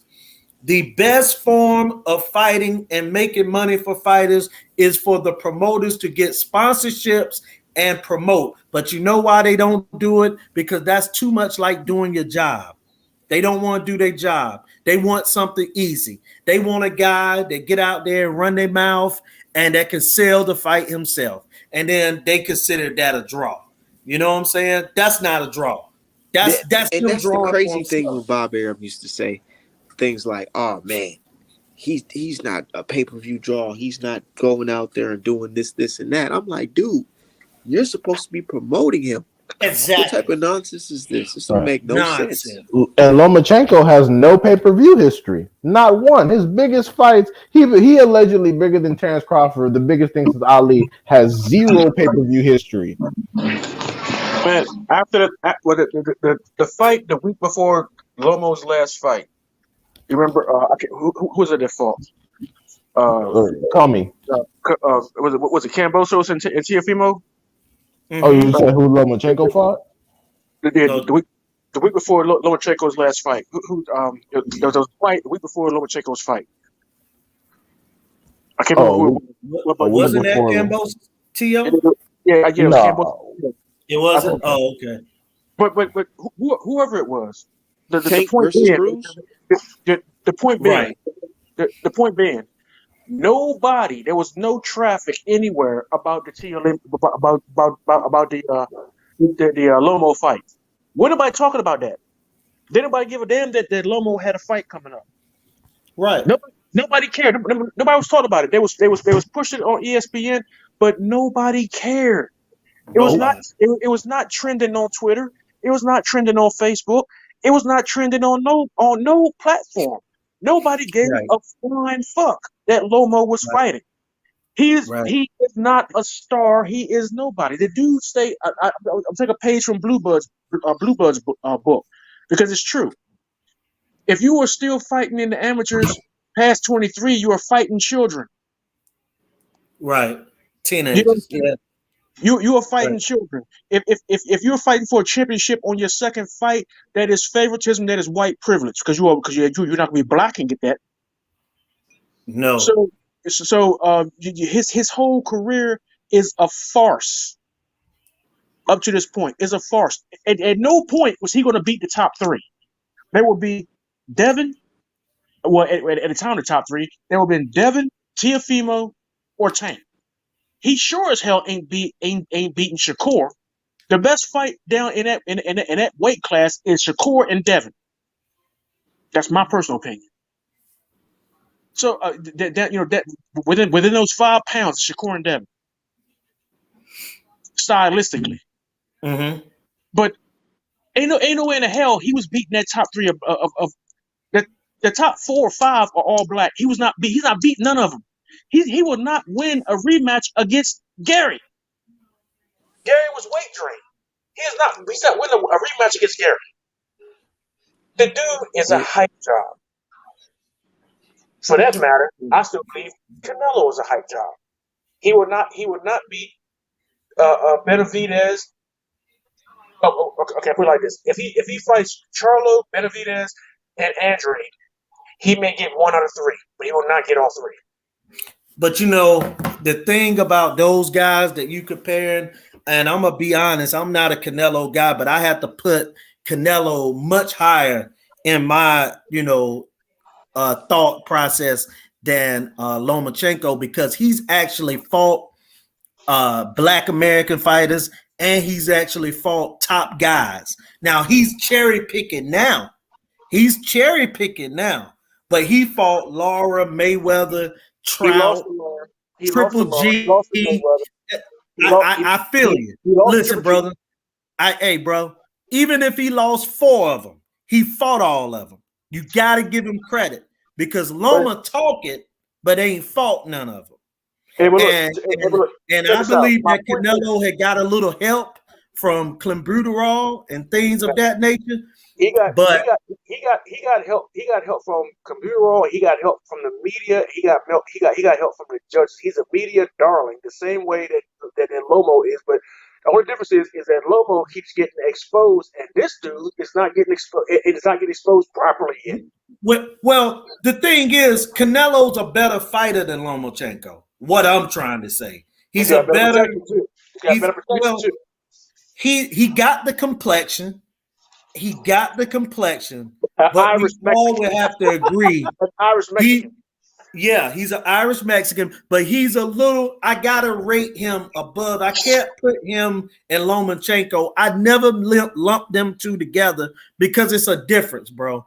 As much as I'm against that guy, I gotta be for him for that, because he fought guys that Lomachenko would never fight, and he hung with him. Even if you lost, he hung with him.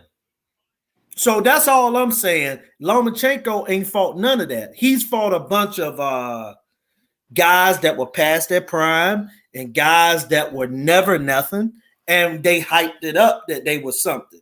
And I'm saying eventually Canelo's gonna have to fight Charlo. He's gonna have to fight Benavidez. And when we end his career, we're gonna look back and we're gonna see, first of all, the guy done fought 60 times, where Lomachenko's only fought 17, 18 times. Like, you ain't no legend if you only fought 17 fights. You know what I'm saying? I never understood how you could put somebody with exactly 14, 15 fights with 2 losses or a loss over guys with 40 plus fights with 0 losses. True. And no fucking belt. Make no sense. That's why I say I would never put them two together. Hey, Art, check this out. I'm a black fighter. I got 50 fights, 1 loss or 0 losses. I'm a black fighter, and I say I ain't fighting no black fighters. But everybody I fight makes the most amount of money they ever made before in their career, and I say I ain't fighting no black fighters. What would you say as an aspiring fighter? That's some bullshit right there. He's tripping. You sound real crazy. What you mean? You ain't trying? And we have talked then I'd be like, about that with Canelo saying that about the Mexicans. What you say, Art? So then I'll be like, well, shit. Since I got my own group self-interest, I'm be like, shit, well, don't fight him then. But my thing is, I'm not that type of person. I feel like when it comes to boxing, the best should fight the best, man. No matter if you're black, white, Chinese, or whatever. but other people do look at the sport as a team sport. So you Yeah, well, know, see, that's what Canelo doing to his people, though. yeah, they treat that shit like a team sport. Yeah, No, no, no. he don't want to beat the hell out of his own people. He don't want to cripple Yeah, his but own people. he ain't trying to empower them either. You know what I'm saying? He, you, Canelo has the power to give you like when he fought Yildirim. That was the biggest purse Yildirim ever got. You know what I'm saying? Yildirim was not gonna get no big money, high profile fight. And Yildirim was a shouldn't have scrub. got that fight. Yildirim was a scrub. He was a sparring partner. He was a sparring bot. Like that movie Real Steel. Real Steel. Yeah, He, Risty. he, he's a damn sparring bot. You know what I'm saying? Oh You shit. know, the same way how anybody fights Devin Haney, they get the largest purse that you know what I'm saying they ever had. Like when you fought Floyd, you got the largest amount of money. It's the sweepstakes, as they say. Now you say you don't want to fight a another Mexican fighter, so that means you don't want to bring like a pit bull crew. Like you never fight a pit bull Cruz, but there's a pit bull Cruz in his weight class that you know what I'm saying that living in squalor like Pitbull Cruz is that Tank brought him Tank fought him and now they can afford to get out of that little cardboard box of an apartment that was on that all access show. Now they can afford to get out of there and move into a house. But That's hey, why But he said, bro, "Let's do it but again." hey, Canelo can't do that for his own people. But Tank can hey, do that for a Mexican. I said that about black fighters. I've said a million times that the black fighters should make a pact to fight one another instead of giving another guy of another ethnicity his greatest payday. I mean, think about that. Gary No, no, Russell been waiting around to fight Tank Davis for a couple years. It no, no, should no, happen. no, no, Stop it, no, Julius. They're building him. You don't Oh, understand. They're okay. no, no, building no. him. No, no, no, no, no. Hold up. The subject is Canelo because I'm going somewhere with this. Oh yeah, we talked about that with Benavides, right? Yeah, yeah, When yeah, he fought Julio Cesar Chavez. he because he won't. There are a plethora of Mexican fighters that he could be fighting, and Benavides because let's call a spade a spade. As long as Benavides held that title at 168, he 168 wasn't looking so sweet to try going there and do it in 11 months. You know what I'm saying? Because he knew it wasn't doable. You know what I mean? As long as Benavidez had that title, you know, when Benavidez did not lose that title due to a punch, and as soon as Benavidez lost that title, here his little sissy ass come. You know what I'm saying? Coming there petitioning and shit and and whatnot. And now everybody's saying, "Oh, he's this, he's that." No, no, no, no. I ain't buying it. No, Man, I I'm gonna ain't buying stand on it. this. I think We this all sport's so corrupt. This sport's so we corrupt. I wouldn't be surprised if they tipped the scales for Benavidez. It I snatched would that belt away from him. I check this out, man. I I believe that too. But I say this, man. That dude ain't really undisputed. He is still disputed. You might have all the belts, but it's still disputed because there is a 68 pounder out there that did not lose his belts due to a punch or due to a fight, and you won't fight him. So you are still disputed. That is what I'm saying. And then you say that you won't fight Andre because you say he's a horrible fighter. He's a horrible fighter. No, that is a American version, not American, but an African, a nationalized African version of Laura with power. And we all know you lost to Laura, but this version of Laura has power and can sit you down, and you don't want to fight him. Now the Charlos, yeah, the Charlos may stand right in front of you, but that boy can bang. He can sit you down with a jab, and he's much bigger than you. He can sit you down with a jab. Hey, matter of fact, I wanted to get Julius' opinion on that Charlo fight if it ever Mhm. happens. Julius, do you feel like Yeah. Canelo has an advantage in that Charlo fight? I think they both. I think that they both mix well with each other. Charlo has to use that power jab, and he has to back Canelo up in that fight. Also, because Canelo got slow feet. But the thing that works for Canelo is that he's a little better inside fighter than Charlo is. Charlo needs, but see, then again, you go back to why they mesh well because Charlo fights better when guys stand in front of him, which is what Canelo's gonna do. So it's gonna be it's to me it's like a 50-50, 51-49 type fight. The only thing that this is where, like I said, man, you got to have some data testing and things of that nature because at one time I would have picked Charlo to definitely beat Canelo going down the stretch because Canelo had endurance issues, but here recently he hasn't had any. But that's a good fight though, man, because Canelo's a good inside fighter. Charlo is a good jab, the best jab in boxing, and but he gonna have to throw, and he gonna have to mix up his shots. He gonna have to mix the speed up of his jab. He can't just go power jab, power jab, power jab. He gotta mix it up. He gotta go. Sometimes he might have to, do the short power jab. Sometimes it might be a jab to the body. He gonna have to be diverse with his punches. And if he can do that, he'll win. But if he get predictable and He has to knock Canelo Canelo out, man. if he could get predictable, if he's predictable, then Canelo will win the fight.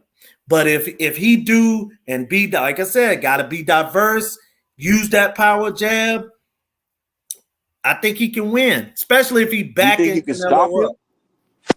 Do you think he can I stop mean, Canelo? I don't know if he can stop him. I'm not gonna call a knockout. I'm gonna call a win.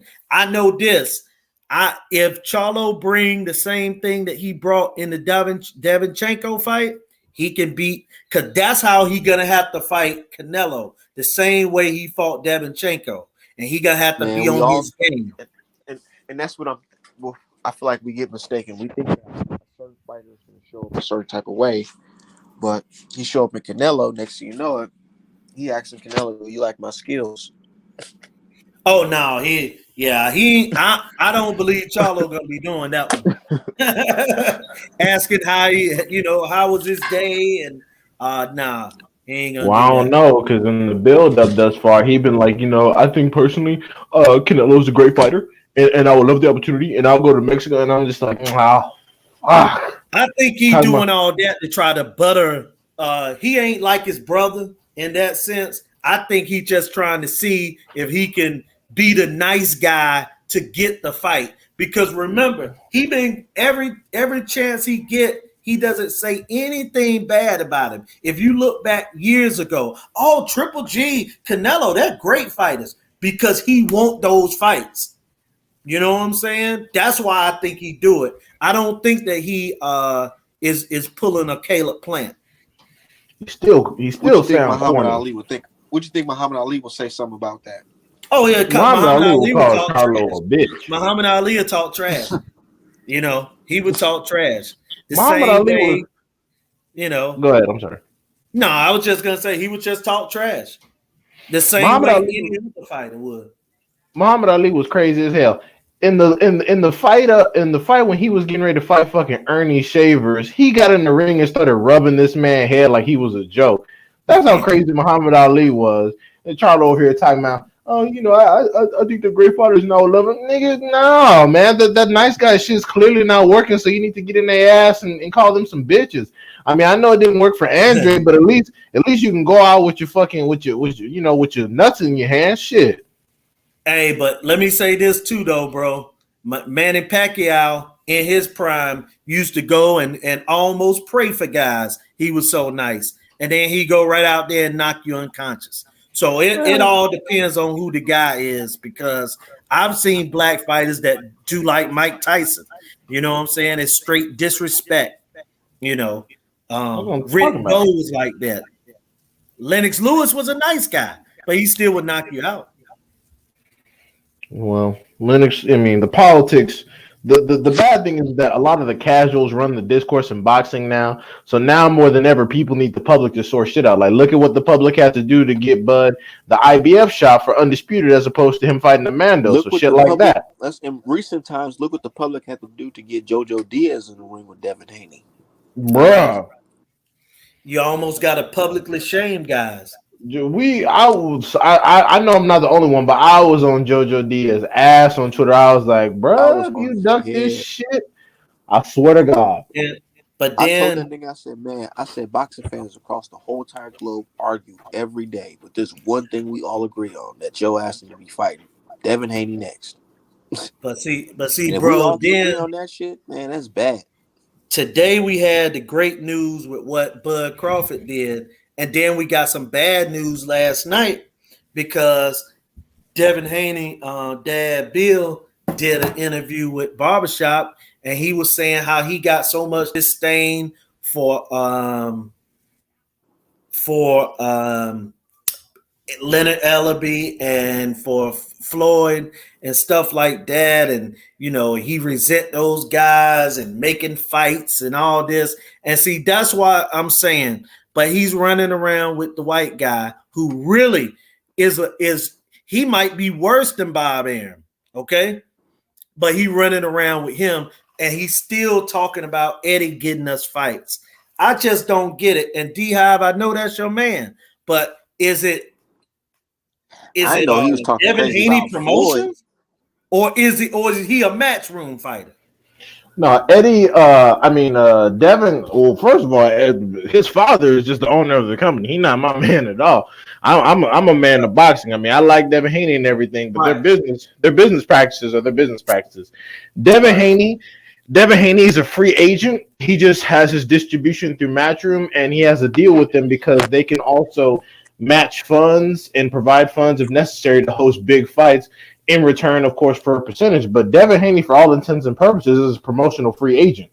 So he could fight on Showtime, he could fight on DAZN, he could fight on Top Rank, he could fight wherever he needs to because he's not signed with Matchroom.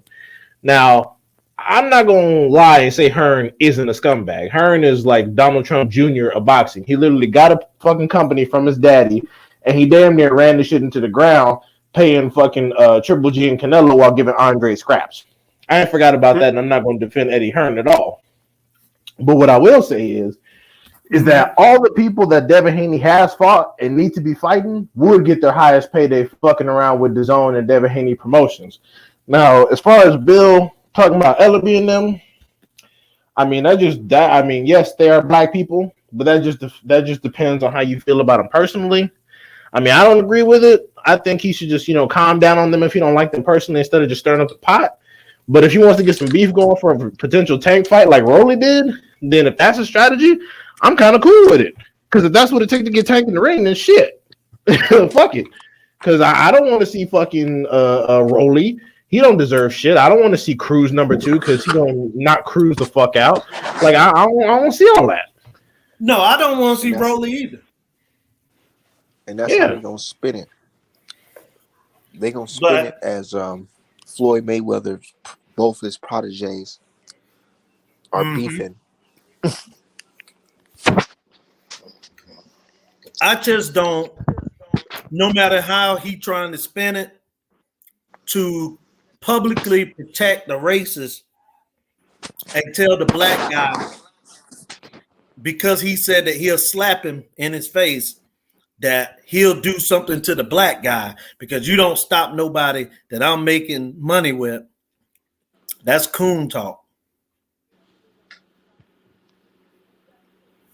Yeah, no, I'm not going to disagree. It is coon talk. It's kind of like when I called that on Terrence Crawford for trying to defend Bob. That's all that shit coon talk. Yeah. And since we were talking about this, and I was talking, I think I had sent a message to both of y'all earlier today. All those people that were black, I'm not even going to call out the Hispanics. I'm not calling out nobody. I'm just calling out the blacks that were Bud Crawford fans. and had the nerve to call people Earl Spence fans and Heyman fans. I just got a message to y'all. I've been saying, and I will continue to say, Bud Crawford and Earl Spence has the same fan base. You can sit there and act and talk crazy, but Bud Crawford has just acknowledged to you everything that you were saying about Bob Arum. He did not feel the same way y'all did. He felt like what we thought he was, a victim, and he was being victimized. That's what he feels like. And so much so, he put it in a lawsuit and sued this man for $10 million. Plus to pay his and plus to pay his attorney fees. That's what I had to ask somebody today. They were talking about Bob's not racist. Bob didn't do this. I'm like, do you realize that the guy you're defending doesn't actually agree with you? He thinks he thinks Bob is a racist son of a bitch that stifled his career. So you can say Bob never had anything to do with it, but I'm like, the guy who you support over Spence disagrees with you. Right. And I even put on Twitter, I was like, wow, Spence fans going harder for Bud than Bud fans. Y'all niggas disappeared. Y'all like, oh, all the shit we've been talking for years about ducking and all that bullshit, it just got thrown out the fucking window. So I go back to my original question. Is Terrence Crawford a liar? I keep asking them and they keep fucking up the question. All I ask is Terrence Crawford. Yeah, Terrence Crawford said that Bob Arum is the reason why he couldn't get fights and he stifled his career. Is Bud a liar? I never get a fucking yes or no. The reason you don't get it is because if they say what they really feel, they're going to call him a liar. Mm-hmm. Because they talk, and this sound like slave talk. Oh, didn't Bob be good to him? Didn't he make his career high paydays? Didn't he do this? Didn't he do that? Sound a lot like they on the plantation, right? And it sounds just like they saying, ain't Boss been good to us? What he doing bucking the system? Boss been good to us. He gave him everything, gave him somewhere to stay. See what I'm saying? They tell us not to pocket watch, but then all they can do is talk about how much money Bob made somewhere. Exactly. You don't know what the fuck people was back there supposed to be getting. You don't know what we're doing. You don't know how much money Terrence Crawford missed out on. You talking about how much money he made? How much did he miss out on? And here's the other thing, man. You know, it's crazy. I heard the guy earlier talking about this, and I even had heard a little bit on Chicken Talk. I went up there and listened a little bit. But Terrence Crawford is suing for not just missed fights, but bonuses and all type of things. These people don't know what that man checkbook is like. And look, just because they put a certain amount of money on a contract does not mean that guy's going to get it. Right. They're not going to read the brief. They're not.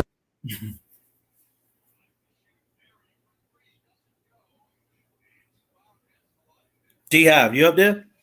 Yeah, can you hear me? Oh, okay. I didn't know what happened, but yeah, they're not going to dissect the brief and read into it. They don't know the ins and outs of contracts because most of these people have never handled any legitimate business in their life. The number you sign for a contract, there's a number that's guaranteed, and then there's an X factor. That's why there's so many debates and battles in boxing, because the guaranteed amount and what you're supposed to get off the back end, if there even is a back end to get, that's where fights fall apart. That's where the fights are made. That's where you make or break fights at. And so y'all talking about how much money Bob done made him. You don't know what he robbed him of. It's what Larry Holmes used to say about Don King.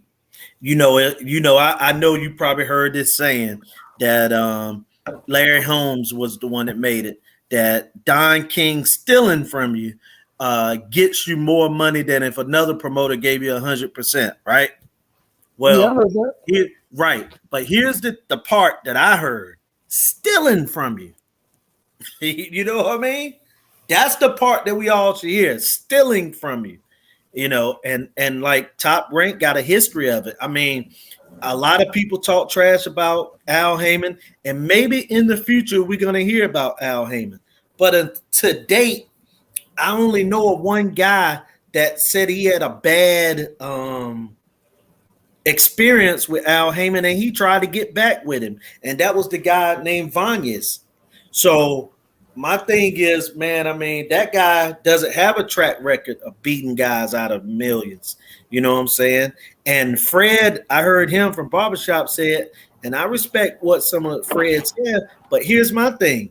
The only way Fred gonna know something like that, a fighter is going to have to show him, because him saying that that guy took stuff from Floyd Mayweather, Fred didn't get that information from anybody in that camp because Floyd Mayweather don't talk to him. So sometimes on Twitter and YouTube, we hear people talk stuff, and I'm not saying, you know, that everybody is lying, but a lot of these people are lying, man. You know, I done heard people say, the guy that Art Man got into it with one time said that the FBI called him and told him something about Al Heyman. So, man, these Oh my people god, lie so terrible, man. I mean, Jesus! they lie. Twitter and YouTube is a bunch of weirdos, man.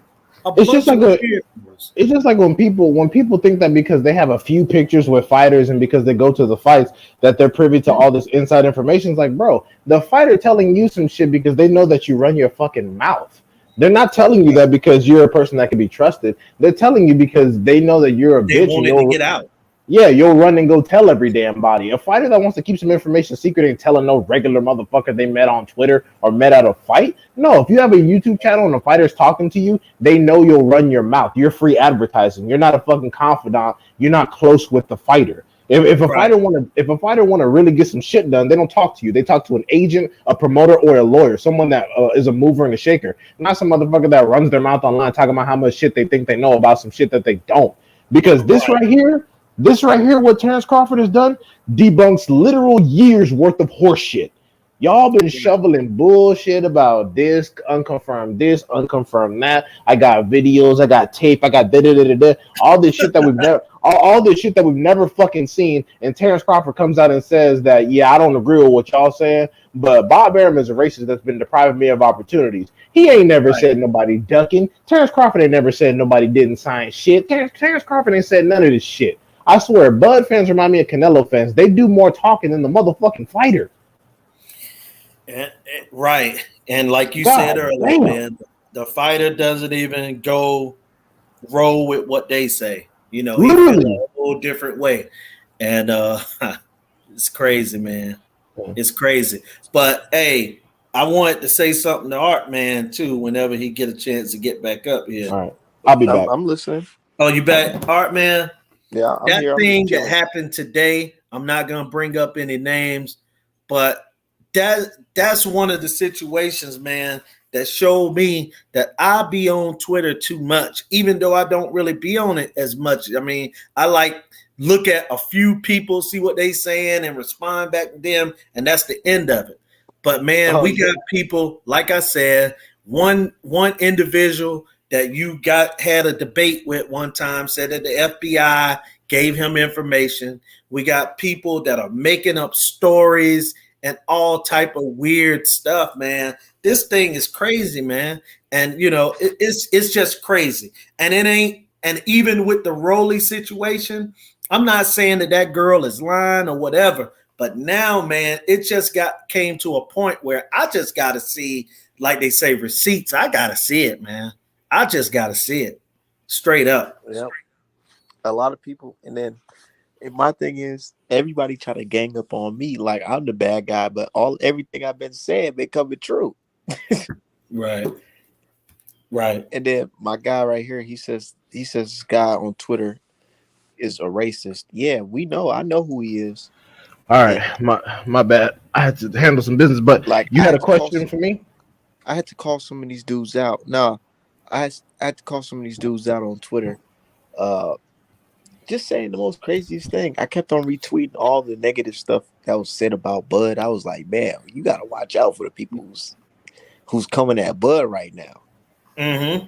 Y'all Dude, know why? not Y'all feel only those is things. that guy a racist, but he's a fucking moron. He didn't even know that you could sue for racism in this country. I'm like, bruh, how do you think stuff like deferred action for children of I forgot the exact How do you legislation. think they Affirmative do it? action, all type Deferred of action things. for childhood arrivals, DACA program.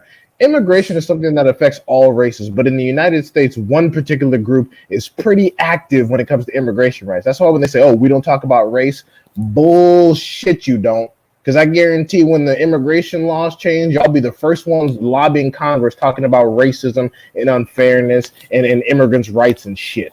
So cut the Mm-hmm. garbage. And then I literally had to post a screenshot of Latinos suing for racist redistricting in Texas because they felt that the Republican contingent of the legislature was redrawing the districts to disenfranchise Latino voters. So y'all bitch just as much. I can't stand that fucking shit. I'm like, dude, y'all really think that after oh hell yeah, I know his ass. Y'all really think that if let's say black people disappear right now and the scapegoat is gone, do y'all really think white people are gonna give y'all a place in their fucking their fucking utopia? No, your dumbass is labor. You're gonna be at the bottom of their fucking boot replacing us because white supremacy needs a fucking underclass. And y'all think it's sweet because you got a little bit of European blood. But watch. Use California as an example. A lot of the black people in California are either priced out, dead, or just gone. Y'all really think that white people and Asians are gonna sit there and share power with you? No, you're gonna be under their fucking boot, mopping floors and working at AutoZone and changing tires and shit, just like we had to do during the '60s. You guys are you. I'm sorry. Like I have no issue with Hispanics and Latino Americans, the ones that are honest, like Isaiah Felix. Shout out to you. The ones that are honest, the ones that are supportive, and even Polo. He has his biases, but at least he understands some shit. I support people like that. Like when I was talking about Benavidez not getting his shot, getting fucked over, I was talking about Ray Vargas getting fucked over. Y'all didn't want to listen to me. Y'all were just talking shit. But Right. but it's hilarious because you really think that your boxing takes are gonna buy you some special place in the hearts of white people. The shit never works. It never works. Every Never immigrant works. group before you has tried that shit and it has never fucking worked. It doesn't. You ain't getting shit out of this. And that's why I always call them out. I always call them out. I say, dude, you acting like a wannabe gringo. I say it every time. You wanna be like them? Why are you siding with them? It don't make no sense when these people don't care about you just as much as they don't care about us, but they don't care about us even more. Right. And Well, like I you said, know, man. all the channels y'all fucking support, why do you think that Canelo, Benavidez, Vargas, Navarrete, Julio Cesar Martinez, why do you think they never go to the channels y'all like? Because you're fucking disgusting and they fucking hate you. They know that just associating with you would ruin their brand to shit. Canelo ain't never been on no small time YouTube channel like this, but we can talk to Wilder. We can ask Mm. Wilder questions. We can ask Bill Hey Haney man, questions. you just made a great point, man. And that's why sometimes I tell people it's like this. I'm gonna make a quick analogy. It's like you could tell a person something, right? It's an old saying in the South, right? And I'm pretty sure it's everywhere.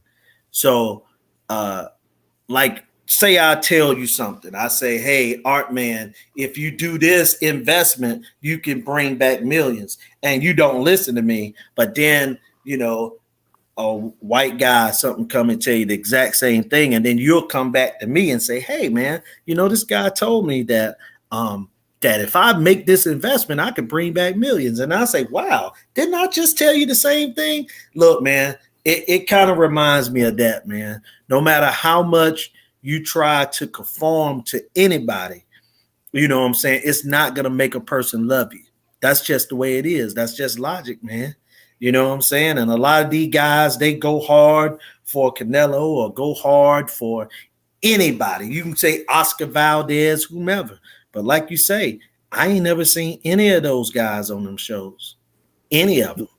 I don't Never. even And see any of the retired guys on those shows. I've hell seen no. I've seen Devin Haney go on the show. I've seen Gary Mhm. Russell go on black shows. I've definitely seen Deontay Wilder go on those shows. You know what I'm saying? So I've seen, high level black fighters, Shakur Stevenson, go on shows like that. But I ain't never seen one of Yeah, those and Latino fighters up there. it's funny because when for example, when I Now, hold defend, on a second. One other thing. I've oh yeah, seen David Benavidez go on small black internet shows. I yeah, he's mean, gone on Aki TV before. YouTube. Yeah. He's done that. But that's the thing. When I try to defend Benavidez or Ray Vargas, they'll say, Ray Vargas is trash. What has he done? Or Benavidez isn't really Mexican. I'm like, bro, Benavidez is more Mexican than Jose Sulaiman, bro. So Jose Sulaiman told everybody he's not from Mexico, he's from Lebanon. yeah, exactly. His These mother people is from Syrian. Lebanon. Yeah, and just like Carlos Slim is Lebanese. Yeah, but it's just funny because when I'm talking about those people, number one, all the Mexican fighters I named, they've never even fucking heard of because all they know is fucking Canelo. And a little known secret, I was the biggest Luis Neri fan, right? Because I like his story. He only had 9 amateur fights and became a world fucking champion. And then I found out he popped dirty. And guess what I did? I shut my fucking mouth. I had no choice. Well, what was I supposed to do? I got to keep it consistent, right? While y'all saying that, I'm literally watching the last round or round 11 of Triple G versus Canelo at 2, and I said, man, ever since they raised the level, I ain't never seen Canelo this tired. Hey, bro. Hey, like I told the guy that was speaking earlier, and even when you asked me to break down the fight with Canelo and Charlo, that endurance matters because if Canelo is worried about being fatigued, he's not going to fight a certain type of way the first 6 or 7 rounds because against Charlo, he know he's going to have a little bit something left in the tank. You know what I'm saying? But you know something else though, man? It's nothing wrong with aging. And so cheating is trying to cheat the aging process. Canelo is 32, 33. Now he done had over 60 fights. He's supposed to be slowed down as a fighter. He isn't supposed to be like a 24-year-old bull. He's not. Hey, the way D-Hive described that clenbuterol is the truth, man. Imagine being Mike Tyson and you're able to keep all your speed and agility and muscle and fight at 175. Right. He'd be a murderer, bro. He would be fucking breaking dudes' goddamn necks. And it's funny that you bring that clip up because I know a clip you're talking about that just popped up on the timeline.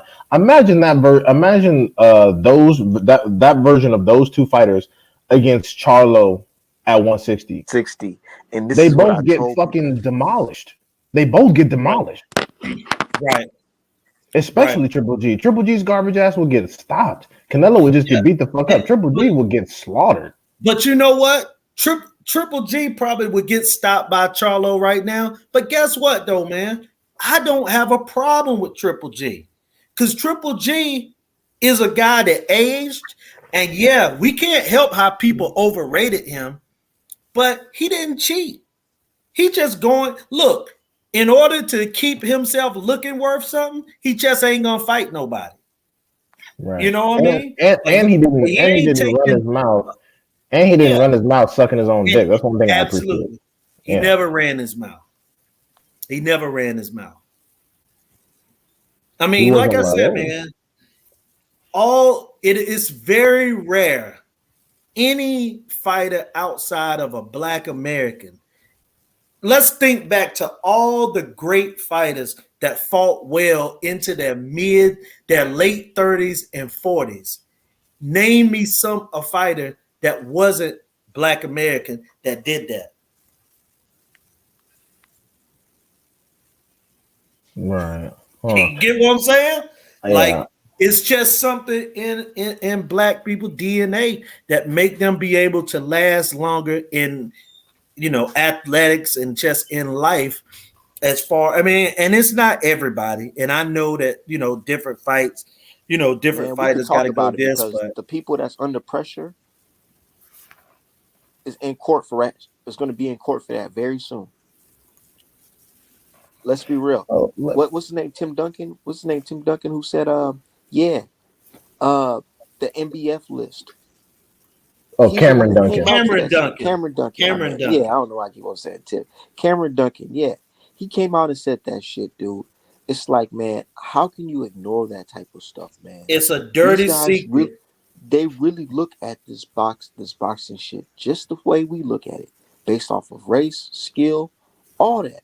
They look at, man. And look, You'll be a man, damn and fool Let to me tell me address that these people ain't looking at yeah, go race ahead. as let an me address attribute. this unrelenting dude in the comment section here. So first you asked me about fucking Andre. Andre just fought the exact same number of champions as Liam Smith and a bunch of other people that got a fucking Canelo fight. So get that bullshit out of here. Second of all, here's the issue with D Hive. He think everyone races but him. Yeah, okay, that's great.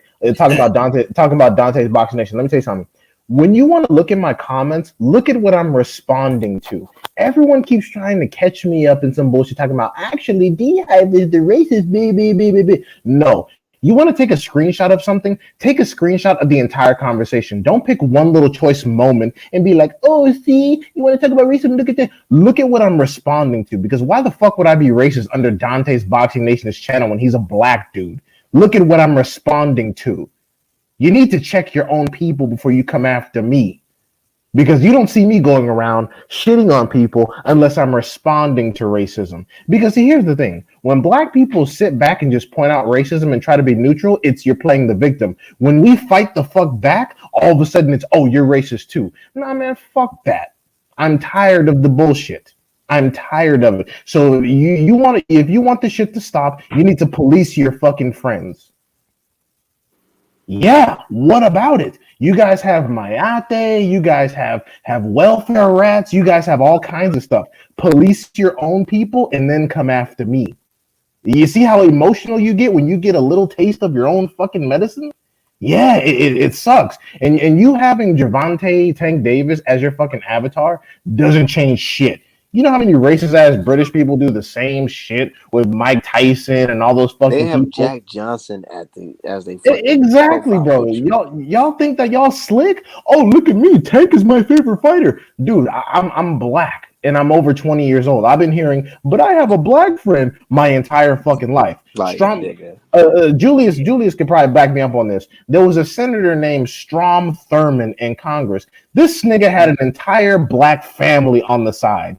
Guess Yeah. what? One of the most virulent racists in all of U.S. political history. He had a black girlfriend on the side and a black child, and guess what? He was pro-segregation up the ass. So fuck Yep. you and your fucking Tank Davis avatar, Absolutely. you fucking prick. Absolutely. And look, man, we've seen it even in the White House. You know what I'm saying? We had a president that had a black woman living underneath the house that he would go and sleep with and make babies with. So, come on, man. Yeah. Slave masters. You know what I'm saying? How did the hybrid race come into existence in this country? Yeah, man, these motherfuckers always want to catch me up on something, but never police their own people. Like a motherfucker try to show me some shit without an ounce of racism in it. I go like 2 seconds onto his timeline. I link him to his own tweet where he's like, "Huh, I fucking beat the fried chicken and Kool-Aid out of you." And then he blocked Oh me. yeah, I'm like, this yeah, guy said bro. that. No, not this dude, but some dude on Twitter. I'm like, dude, Oh, okay. I could do this all day. I could do this all day. So again, police your own people and then come for me. But yeah, I'm sorry, man. Iron Man. Y'all go ahead. No, it's all Nah, good. But you okay? I was just pointing out, man, that as far as the steroid thing, we was talking about steroids and stuff. I was just pointing out that in the sport of boxing, it's been very rare a fighter has gotten better with age. You know what I'm saying? Going to their mid to late 30s into their 40s. And it's very few. Maybe Vladimir Klitschko had a good little run in his 30s, him and his brother. But very rarely, man, do we see him go deep into it without help. and that help is from the steroids. You know what I'm saying, man? We were just talking about Canelo being tired and Triple G. That's all I was talking about. And that's cool. And I always say, hey, if y'all want to talk about how I feel about the fight, I'm glad. I personally, I don't think the fight gonna happen, but if the fight do happen, cool. As long as Jamal Charlo gets a 2 drug test failure allowance, we should be straight, right? Because I don't like drug cheats, but if I find out your next opponent is Canelo, like, how can I really hold it against you, like, truly? You Hey, know what let I'm me saying? say something to he who greets with fire. You know, Rick Glazer is a guy that I got it. Yeah, he name dropping every black person he know, and he's married to a black woman. But the Yeah. guy Mhm. hate black men. I mean, you know what I'm saying? He's a Yeah. race soldier, a 100% race soldier. And look, man. I mean, this guy make comments all the time. He don't just go at black folk. He will go at women. You know what I'm saying? He got something against women too. He go hard with them. You know what I'm saying? Arguing with them on Twitter, calling them whores and stuff like that. I mean, hey, man. God just what he is, man. And another thing, I be seeing black folks on Twitter going to him, and I mean, you got a couple of them that call him the plug. I'm like, what? You know what I'm saying? Like, I mean, the guy never. I mean, what has he ever accomplished? Like, name me something he or anybody something that he accomplished in boxing that you can point out. You talking about Rick Glazer? Yeah, Yeah, no, he's just a dude. Like, he claims that he's a promoter, but I don't even know his history in the sport. Like, who is he right. promoted? What deals has he made? What has he done? He's just a Nothing. mother. I haven't heard of anything. Rick Glazer is a perfect example of how motherfuckers just are anti-black and get likes. Like, it's not that hard. Like people Hey, out of nowhere will shit on Deontay Wilder, will shit on Spence, will do all this shit, and it's like it's just for likes. Because shitting on Wilder gets likes. That's all it is. It's like, oh, hey, anti-black peep shit. Fuck this. it. Peep this. They figure he'll be at the fights. He'll be serving them with lawsuits. It's happened before. Don't laugh. This is Grand Wizard Rick Glazer. We hear it from PBC. They're happy and they're saying, "Thank you, Al Heyman." When they win, right? Those 30 fighters you hear from. What about the 220 fighters that are unhappy with Al, are in binding contracts? They never fight and they're unhappy, but they have clauses in their contract that they cannot say anything about anything to do with the networks. Al Heyman Enterprises, TGB, which is their promotional arm that's run and owned by Tom Brown. So he trying to say Al Heyman is stiffing Which is the other employees that's not in the top 30. Right. logistics company, which I respect. Yeah, that nigga just talking shit. Yeah, we Of would have course, hurt. because Fred don't like Al, and he giving him a avenue. Another thing, look, man, there are so many ways to coon and tap dance that is you can do it in so many ways, man. That's why I never play into it. You know what I'm saying? I never play into that stuff, man. But Al Heyman is not only black, but pretty much fans and other promoters alike hate his guts. Right. If what Rick Glazer was saying was accurate, he would have been up out the game. He would have been gone. They would like the Right. lawsuits would have definitely went somewhere. Because not like what y'all saying? Y'all trying to say the same shit y'all said about Floyd? Oh, Al Heyman got the bread to grease judges. Oh, Al Heyman, he could just pay his. No, niggas can't do shit like that. You forget Bill Cosby had enough money to buy the Sears Tower in cash money, and they were like, well, see, the thing is, Bill, no, Right. we ain't selling to your black ass, so get up out of here. Exactly. Yep. So what are you talking about, Didn't y'all? even want his money. Yeah. Hey, man, that's First is like Al it's Heyman. First is Al Heyman's broke and can't do shit. Now he's the all powerful Godfather who can shut everybody up. Man, which one is it? Especially because most of his stable is fucking Mexican currently. So what the fuck is y'all talking about? right. He And said the boys he's signing non-disclosure contracts. Yeah, I mean a non-compete clause or a non-disclosure contract is customary just to not reveal insider business practices. It doesn't mean you can't speak out when you're being fucked over. right. That's not what that means. That means just certain tactics that Al Heyman may use. You can't openly go talk about in the public because other promoters might want to copy it. You know, like for example, Right. how exactly do you have $40 million to pay Canelo Alvarez when he hasn't fought on Showtime in how many years? Yeah, shit Exactly. like that. Shit like other promoters can't fucking pull off. Right. And hey, man, like I said, the only thing I know that Rick is known for, man, and a lot of people talk about it. I don't personally know about it. I read it about him, pulling back them speedometers. You know what I'm saying? I mean, that's what he was known for, man. Pulling them back, caught a charge, and got convicted of it. You know what I'm saying? I know he did that. But man, That's some everybody got wild a shit. pass. But that's what the guy's known for, man. Yeah, That and the shit is thing some is, wild shit. If Al Heyman was some sort of horrible scumbag, and I could verify it, you best believe I will call Al Heyman out because I don't have a particular attachment to any sort of promotional company. But however, other people don't get this sort of encouragement to turn against their own like we do. Black people have to be against their own to seem to come off as objective, whereas everyone else Right. can blindly support. Like for example, this motherfucker was talking about Dante's Boxing Nation, right? All right, check this out. Y'all know Fino Boxing, where basically their whole channel is like one lady with big titties and the Mexican flag. Okay, No. it doesn't really matter, but Uh-huh. Fino Boxing, their whole Okay. channel is just a one lady with big titties walking around at boxing events. Go onto her channel. How many racist comments from black people do you see? Probably none because we don't go over there. I literally only know the channel because of the lady with big titties. That's it. I don't watch the content. I just saw her on a cover photo one time and I was like, oh shit, this is the channel, okay. But I don't go actively watch them. I just know them because they have one lady over there talking and I don't even know if she knows anything about boxing. That's why I don't watch them. So Gotcha. so we don't hang out over there. We don't go to those fucking spaces. And they're over talking about what we doing and what we do. No, man. Like you get like the same people who say we shouldn't be talking about race are the same people who are always flying flags somewhere. And I'm not gonna do it. I'm not gonna do it.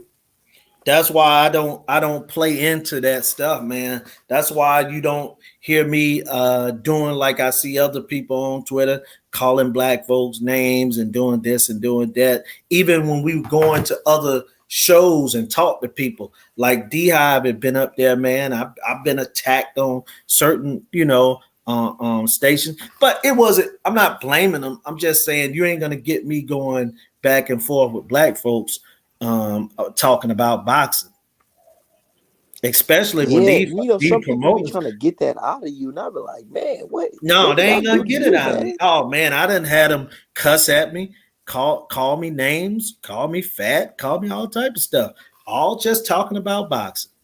No, I'm And, talking about boxing. I be like, here's the other thing: ain't none of them promoters paying them. Ain't them That- fighters that they were going hard about ain't paying them. Don't even know them. That's the other part. and Don't even as know 'em. and as we can see, Bud publicly disagrees with his entire fucking fan base. This is Right. what we be talking about. Black people can Right. turn against their own for no fucking money, for Nope. free. At least white people get a paycheck out of it. White people get a book deal. White people get a Right. political position. White people get shit. Same with Hispanics. Like Hispanics, when they go against their own, they make sure they get a book deal. They make sure they marry someone rich. They make sure they do something. Black people will literally turn on their own for fucking For free. zero For free. returns. And it you shouldn't be a trader regardless, but you're not even getting nothing out the motherfucking deal. Like at least Douglas Fisher got a job out this shit. At least at least Clarence Thomas is a Supreme Court justice. Like he got bread for life. Right. Right. Y'all niggas don't even ride for Bud. Get a pat on the back. That's it. From nobody. Bruh, like Jesus hey, y'all fuck. see this? Look, They get an Why we, imaginary pat on the back. Hey look at this man, retarded y'all see this motherfucker. comment right here? Why are we still making boxing about race, bro? Like it's like they don't even read the fucking news. It's We like they literally don't, have I one of mean, the top boxers in boxing suing Bob Arrow for for race. racism. bruh. Right. Literally, Exactly. And that's why the literally. conversation is going on. But hey man, hey look, man. People just gonna be protectors of these folks. And here's another thing. Bob Arum will give them nothing. He won't give them even a free ticket into a fight. They can sit back. They can agree with his racism. They can laugh with him. He's not going to give them nothing. Nothing. They ain't going to benefit from this, man. Not In shit. no way. And guess what? Black people were going harder for Mikey Garcia than his own people. Right. Because I know I was like, why you got Mikey Garcia ain't getting no goddamn smoke? He been on the bench for 2 years. Why? Why isn't he fighting? What is he doing? Y'all want to talk about it's not about race. Are y'all proud that y'all don't give a fuck about your own? The Mexican American community that's in boxing said nothing about Mikey Garcia. The only person that was talking to him was Ellie Setback.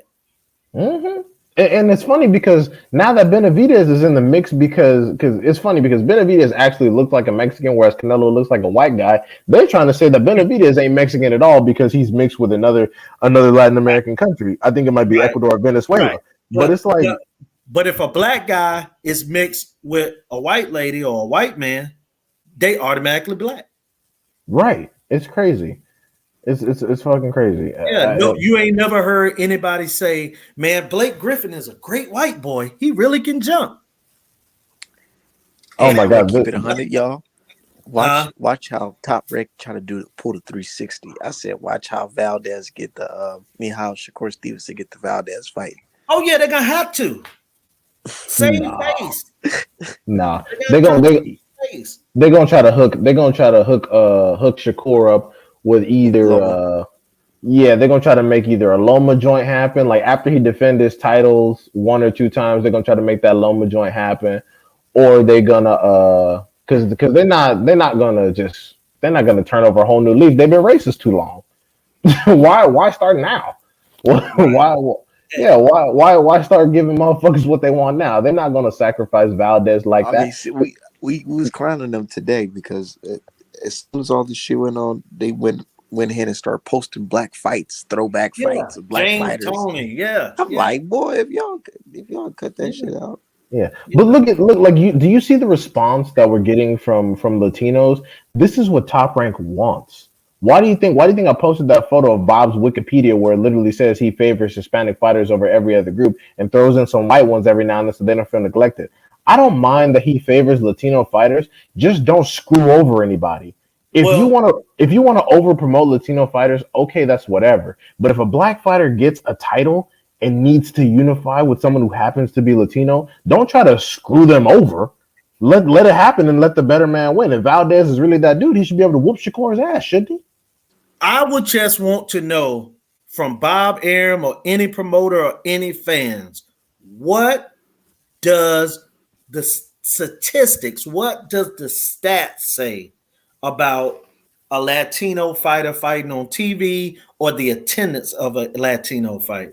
Because I'm gonna be honest, man, outside of Julio Cesar Chavez and Canelo fighting in Texas that time, bro, where is the evidence that Latino fighters is the ones that is bringing the sport and pushing the sport?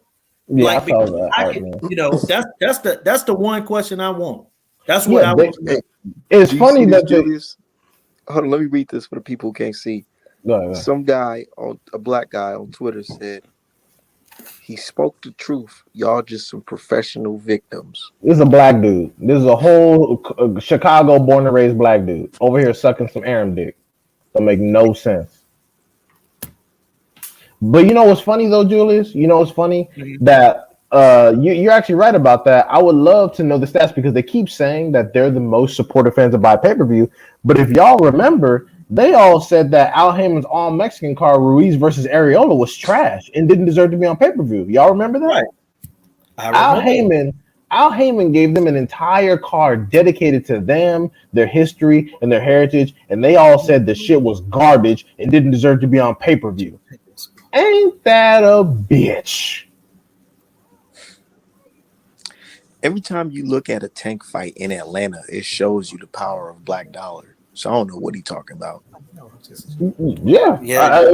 because like I said, Al Heyman has given them plenty of stat cards that have been full of Hispanic Latino fighters, and they've all said these fucking cards are trash. We need better quality fights. I'm like, well, shit. Y'all said y'all had the best fighters to offer, and y'all don't like your own, or is it just because of the guy who owns the company? And I've called out Al Heyman for the treatment he did with Gary Russell in regards to Leo Santa Cruz. He has helped to protect Leo Santa Cruz from Gary Russell. Well, and see, here's the crazy part. And I am going to talk against Al Heyman on this. Leo Santa Cruz lost to Carl Frampton, right? Mm-hmm. Twice, I believe. Once, and he beat him once. Oh, he beat him? Okay. That was before the Tank Davis fight, right? Yes. He was the featherweight champion at the same time Gary Russell was for years. He could have fought Gary Russell. Yep. What would have been the difference? He had a loss when he fought Tank. He would have had a loss when he fought Tank anyway. Yep. See, that's the part that I be talking about, that the dude talk about, giving black fighters an opportunity. And I talk up for it all the time, man. But when you talk about a black issue, no one's going to really listen to you. The only time they really start listening to a black issue, it got to be something big like what Bud is doing. Or in regular life, somebody got to get killed as black. You get what I'm saying? They got to put their knee on their neck and the world see it. Then they want to talk about it. And then people cry for us. But they only cry for us when the injustice is so bad. Like, as long as the injustice is okay, and they just say, oh, well, the black guy got fired, and, he'll be able to, get back on his feet and find another job, even if he does nothing. See, that ain't big enough. They're going to have to get lynched on TV, and then they'll speak up. So to me, man, this injustice happen all the time, especially in boxing. It just ain't. It doesn't. People don't consider it big enough because it happened to us so often. You see what I'm saying? No, they only cry. No more. They only cry. They only cry when they think that there's something in it for them as well. Like, if they may also be able to benefit. Like, why do you think it went from? Hold on a second, Andres. I ain't said anything about Latinos. And if you want to get in the conversation, that's on Art Man. I don't have a problem. He acting like we don't have Polo all day. The thing. This is the thing. We literally had Polo and Pablo, another dude over here last week, and he acts like, oh, you guys never have Latinos on. This is the bullshit. We literally had 2 Latinos on, and they spoke for themselves, and the public seen it, and they do. They be up here all the time. Like in the Art Man, how many times do I have to remind specifically Mexican boxing fans that Ray Vargas is a beast? How many times have they said, oh, he sucks, he boring? The man is 35-0 with 22 motherfucking knockouts. And he could potentially beat Gary Russell Jr., but they over talking about, oh, he boring, you don't know shit about boxing. But nobody called me a racist then. They just say I'm a dumbass for liking Ray Vargas. All of a sudden, niggas real quiet. Who's Ray Vargas? He's a nobody. I'm like, see, this is what I be talking about, bro. Right. I like Ray Vargas. He's a big guy, especially for them low weight class. He's just a little slow. But right? Yeah, you talking about beat Gary Russell? I don't know about that one, Dion. Yeah, I don't think he'll beat Gary Russell, but I think it'll be a good scrap. That's what I mean. I said he has the potential to beat Gary Russell. Right. I'm not saying. I don't understand what happened in that fight, because Gary Russell talked about that during the press conference the other day. He said, I thought I was fighting Ray Vargas. Then the next thing I know, he was fighting on the Tank undercard. Well, that bullshit. It was, but that's the situation with that. But Max I'll be right back, man. Oh, no problem. But yeah, but Max Sayo, he connected with Pacquiao, and he got a little bit of pull. So, they're going to put him in there, probably because they think he's somebody that could potentially take Gary Russell out. But I don't think it's going to happen. I'm not a boxer, Polo, but I don't know, maybe one day. There's no bias going on here. Dude, Andreas Lira, do you go to other channels and tell them to be fair to black people?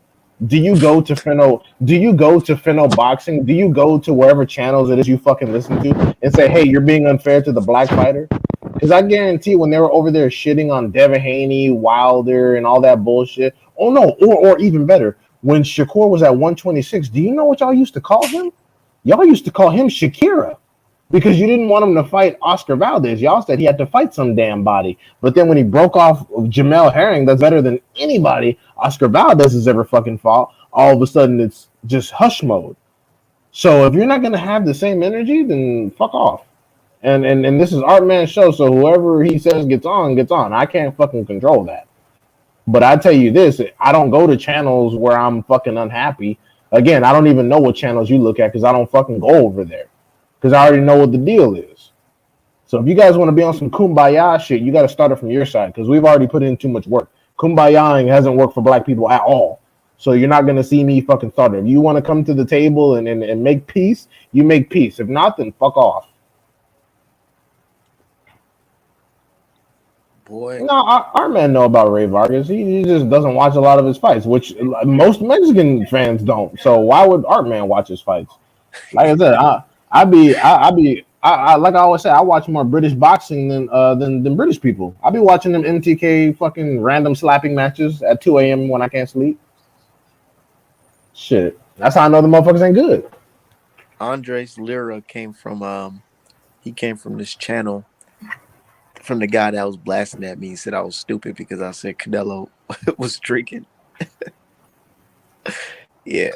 Yeah, he's a dude on Twitter that is trying to show all the ladies how high his body fat percentage is, showing that he can't get any sort of definition whatsoever. Right? Isn't that his profile? I don't know. Wow. He's like posing, like he's taking like bathroom selfies and shit. Like, bro, get the fuck out of here, man. Yeah, you need to focus on graduating high school and making it off from wherever the fuck you live. So I want to ask Art Man something without us really getting into it, Art Man. I just want to understand, man, what was that stuff about today, man? That was so weird, man. What, you talking about that lady? Yeah. I have no idea, bro. Oh shit, what happened? I don't even know what happened. I follow her. I used to listen to her, her and another lady on YouTube. I support them. But that was weird today. I was like, man, I ain't talking about no baby. Like it was weird. Damn, I missed a bunch of beef. No, yeah, because somebody accused me of talking bad about their children and shit like that. And I'm like, what the fuck? Know what it is? You know how I post something and then somebody would have like a disagreement under the comments? Mm-hmm. Because her and the person was going back and forth, she basically just said, assuming that I'm a part of it. I'm agreeing and I'm part of whatever. Because I didn't even know she had any kids either. And that's the thing. I don't know who her kids is. I don't know what her kids look like. And I don't even care because that has nothing to do with me or boxing. Right. But the fact that she just thrown my name in there because she got into it with somebody under my comments just shows you like it's a bunch of BS. And that's what they do. They just look for a reason to get mad. Yeah, anytime black people are in a group trying to do something constructive, everybody, black, white, no matter, comes together and tries to tear it down. That's all it is. Yeah. Motherfuckers, I have barely, because I'm not like currently after a boxing following. Like I said, I may make a channel just to piss motherfuckers off and see what happens. I don't know.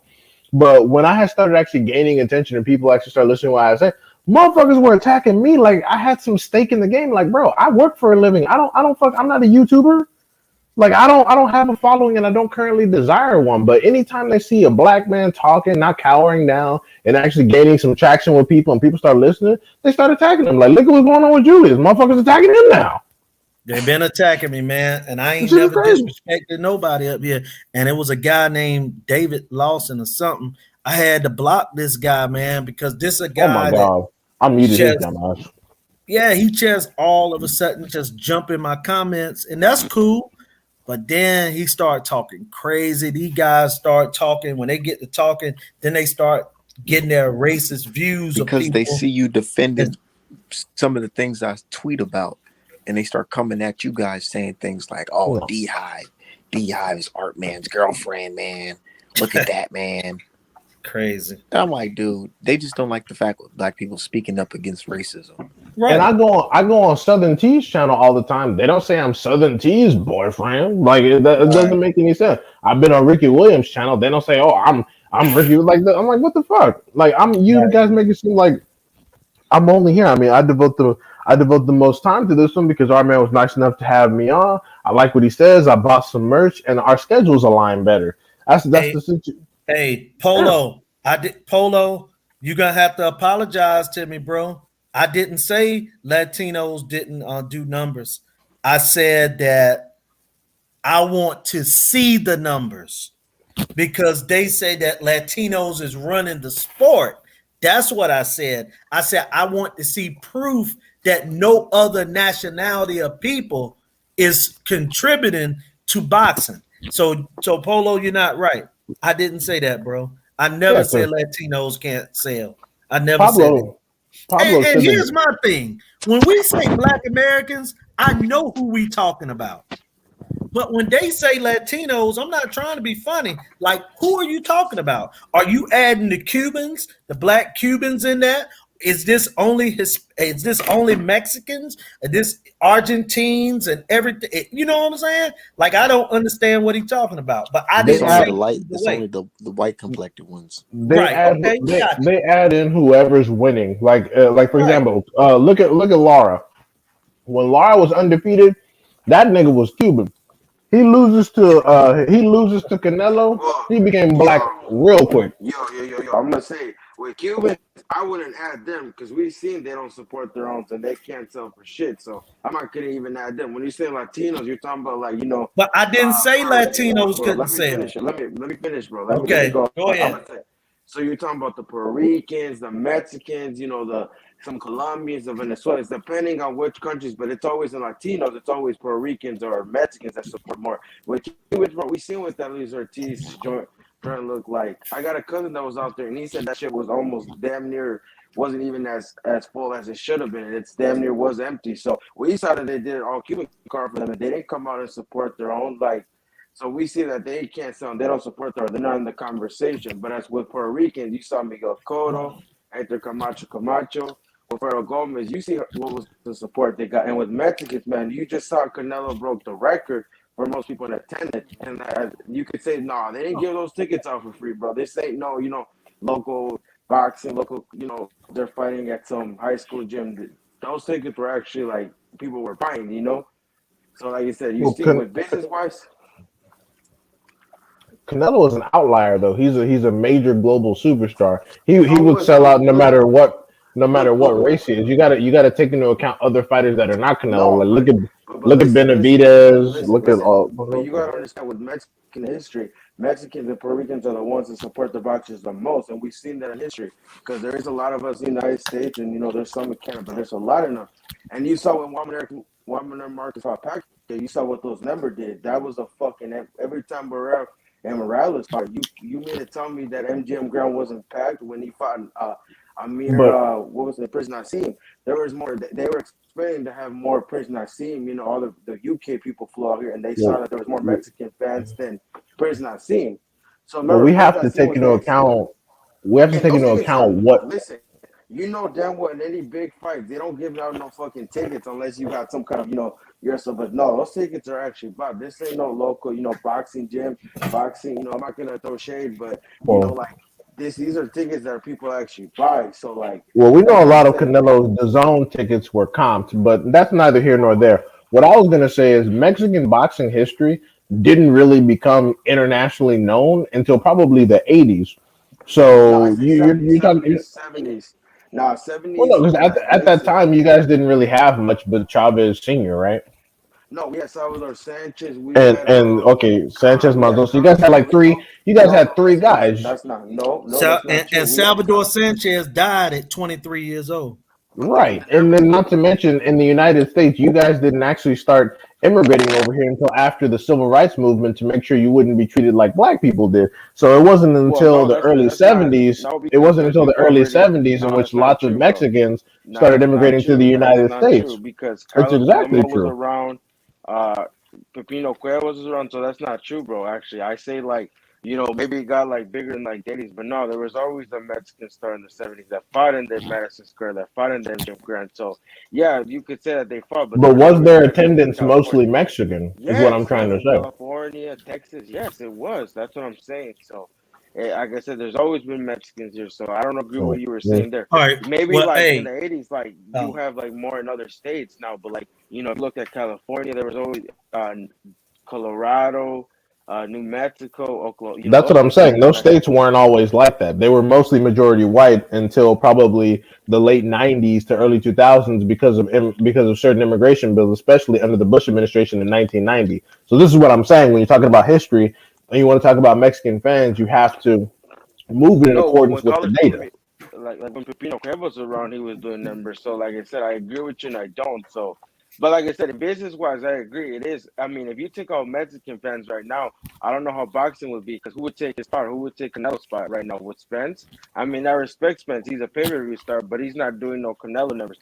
Tank, on the other hand, maybe, but he's not doing no Canelo numbers. We saw But is it Crawford. mostly Yes, yes. Mexicans buying Canelo's pay-per-views though? That's not true though. That's not true. I said I've I'm heard a asking lot a of people. question. Is it mostly Mexican? Yeah, but it's also other people too. It's not just Canelo fans, bro. It's not. It's other people as well. Well, yeah, those are the numbers that we need to see. We need to see a demographic breakdown of pay-per-view buys. How many Mexicans are buying per pay-per-view? These are the things that people say because of internet popularity, but no one has any actual statistical breakdowns for us. Yeah, This is the argument that we're making. yeah. But like I said, business wise, I do agree. There's a strong thing for Latinos, especially Mexican fans, that I've seen that they do support. They do bring the dollar. It doesn't matter. Like you said, in states well, Atlanta, like yeah, Tank can go out there and sell because like I said, there's more likely because they said there's more support that. Like you said, you saw with Tank when he goes to Atlanta, he does sell out when he goes to like his home state. And he would still sell out if he goes to San Antonio and stuff. It's just the last time he fought on pay per view, it was during a pandemic, so they couldn't fit that many people. You saw when Spence fights, people But supported how people. come how come Ruiz and Areola didn't do that well then? Well, because you gotta understand, bro, Arreola was already past he wasn't really known. If this fight would have happened maybe like 2014, 15, it would have done well. But it's just the fact that if it was like a Reese Charles Martin, Reese versus Luis Ortiz, it would have done a bit better. But it's just the fact that it was Arreola. He was kind of like people forgot about him. If this fight would have happened like in 2014, 15, that shit would have done numbers because Arreola was still in the mix. It's just the fact that Arella was coming back from a loss. Like people forgot about him basically. So say like it was another upcoming Mexican heavyweight that shit would have done better. But it's just the pay per view buyers were on Reese's side because he was known. I just feel like the promotion it didn't do as well as it should have. Like they could have promoted it a bit more, and then it would have done that. But I mean the Right. car was all right. I bought it. I saw that they were playing it in this window and everything. So Shit. like I said, bro, it's just depending on the card as well. And Yeah. like you said, You see, when people hate on PBC, it's just the fact that we've seen that Latino fighters have gotten screwed over, especially with Mexican fighters. So like that's why how? people will watch the Eric Alameda Angelo Leo fight, watch Castaño versus Charlo, watch Oh, you're Ugas talking about versus with the Porter. decisions. Okay, well that comes Yes, down to it's judges. affecting. That comes down to judges, and judges are provided by sanctioning bodies, Yeah, not but by that's why promotional people. companies. Yeah, that's why people. But a lot of people don't understand that. But I'm saying like if you watch like certain, I've noticed that with Mexican fighters, they don't get treated as like. And PBC does have a lot, but not the talent's not there. Like besides Castro, Luis Neri, and who else? That's all they have. I mean, oh yeah, Daniel Roman, but like you have Juan They have Matillo. Brandon Well, Figueroa. They have David well, he's Benavidez. Mexican American. He's Mexican American, homie. So he doesn't count as a full. He's Mexican, but he's more American than that. Well, Because who that's the what he fuck they counts. got over there? Who the fuck they got over there? Golden Boy besides Munguia and fucking Ortiz Jr., who's also Mexican American. Oh, first off, they got William Cepeda, they got Soto Ramirez, they got Rael Corral, they got I think they just signed this other. I can't remember his name. He was a gold medalist for. So they do got more Mexicans. They had his nephew. They These got are a Carlos bunch of Cortez. people who have accomplished nothing, though. Well, William Cepeda is still a prospect. Surdo is undefeated and was a champion at 168. So I'm saying he's born Mexican. Virgil Ortiz is he's Mexican American. Munguia stuff that they were already world champions and they're most likely gonna win another world title. Virgil So. Ortiz Jr. was never a world champion, No, I'm talking and about Jaime Munguia and both Surdo. Munguia and Zerto have collectively fought absolutely nobody. First of all, like I said, yes, they have. If you check their wins, yes, they have. To you, nah, we can say the same thing about certain fighters that are, like I said, if you think about it, An example, Soto has talent that you might. I bet you he beats any 175 that PBC has, and I could put money on that too. Zerto has a lot of talent, but that doesn't change the fact that his No, resume is no, dry. but you gotta understand he's been dug too as well, bro. It's not that he's like you said when he was at 160, who wanted to unify with him, who wanted to call him out, who said, "Oh, I'm gonna fight this guy." So we gotta look at now that he's at 175. Bobo called him out, but we've Yeah, seen that what yeah, kind of BS is happening. That this person's putting yeah. out this offer. So, but So, I'm saying that when he sorry was at to 168, who wanted to call him out though? Think of that. sorry to You cut see you what off, they but go. this Andres Lira guy needs a little brief history lesson. Yeah, California was once part of Mexico, but here's the thing: So was Arizona, Mexico Texas. Mexico wasn't actually founded until 1836, and right after they were founded in 1848, Mexico sold all of the territories that were formerly Mexico to the United States legally through the Treaty of Guadalupe Hidalgo. So it wasn't something that was taken or stolen. The nation that you know as Mexico that didn't even exist until about the middle of the 19th century, yeah, they sold that. So the whole we're gonna claim indigeneity thing, no, most of your roots are probably still European, bruh. Sorry to break the news to you, especially because Andres Lear has his profile picture and it's really him. Yeah, most of that blood is Spanish, homie. That's why your skin tone is as light as it is. So the whole indigeneity thing doesn't actually work, especially if you don't actually know the culture before Mexico. If you have no knowledge of that, then you really shouldn't even talk. I guarantee you, you can't even break down the dialects that the Aztecs, the Olmecs, or the Incas actually spoke. And you don't know where they were geographically located. So please stop repeating after your fucking dumbass parents and go to bed. I swear, parents they feed their kids this shit to justify certain things politically, but it's like no, that's not the actual situation. They'll tell you, "Oh, the United States stole our fucking land. We're actually the Native Americans." No, why do you think you're not included in any of that legislation? Because that's not who you are genetically. So stop trying to falsely claim indigeneity. It's not fucking real. Like you never see. Like just cut the bullshit. This motherfucker can't even spell indigeneity, and he's trying to claim indigeneity. Like he doesn't even know what the fuck I'm talking about. He just repeats after his fucking parents. I went to high school in California, San Fernando Valley. So trust me, I've heard all of the dumb, stupid garbage. Like it's not fucking real. Mexico sold that shit. It's unfortunate, but it's true. Yeah. Well, I don't know But if you I know apologize, too. Polo. They're like no, you could. For I mean, some Mexicans are actually native. Not all of them, but some are actually native. So, like an example, Canelo might not be native, but like if you look at like Chavez. Now I'm not gonna use Chavez as an example. Like a Manu Navarrete or a Ceja. They might have some indigenous blood, but I don't know about Canelo or what's his name? Fuck, I can't remember that dude. But anyways, like I said, that's another conversation for another time. That, like I said, Hey, but and this is what I was gonna say to you, Polo. Again, man, I never said that Latinos can't sell. Also, when you were saying that, they always just consider it Puerto Rican or Mexican, I'm under the impression that I consider Puerto Ricans Caribbean people. You know what I'm saying? So sometimes when they get into the Latino talk, I don't, like I've said before, I really don't know what a well, Latino it's all is Latinos. Anybody apparently what we've because been that anybody that's from a speaking right Latino because country, that's yeah, Latino. I got you because we could call people from Belize Latino if we go with Well, that, and they all black. no, I said Spanish speaking. So like Right, I Cuba, got you. Puerto Panama, Rico, Panama, yep. Panama, right? Well, Brazil fortunately isn't because they don't speak Spanish, but they're Right, but I'm part of Latin saying America. They're you not like you see, but what I'm saying is you would consider people from Panama Latino, right? yeah, they speak Spanish. Okay, yeah, but see, you know what's funny But so in do boxing? Cubans. You know what the Yeah, that's funny thing is in bro. I just boxing? said that. I literally just said I They said could Cubans, people Puerto be Ricans. considering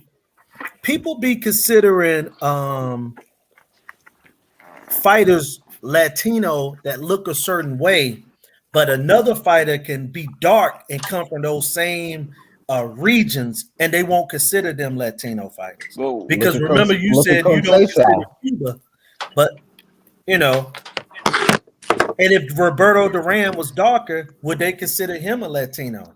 well, Look like I at Because said, look yes, at bro. He speaks Conceição. Spanish.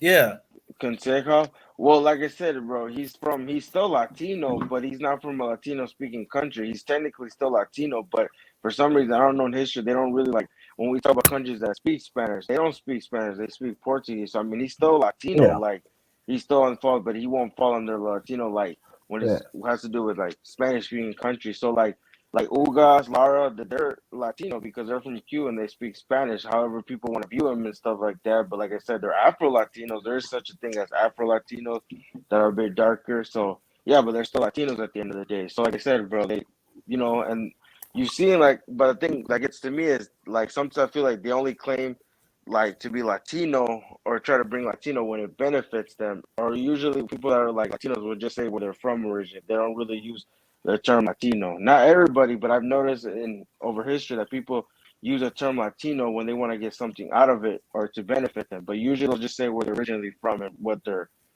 background is. Uh, That's why there's Julius, a lot of oh, go ahead. I'm sorry. yeah, that's why there's a lot of competition if you see within Latinos that like oh they don't say they say I'm Mexican or I'm Cuban or I'm Puerto Rican. They don't say that. They just say what they are in the beginning, and then when it's something some people are not like that. They'll just straight up tell you that yeah they're Latino, but they're from this or where their background is from. Right, Julius.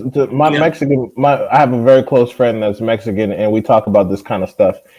Mhm. Basically, the way he broke it down is any people in Latin America that are descendant of, let's say, the African slaves that were kicked out either from the Spanish Inquisition Mhm.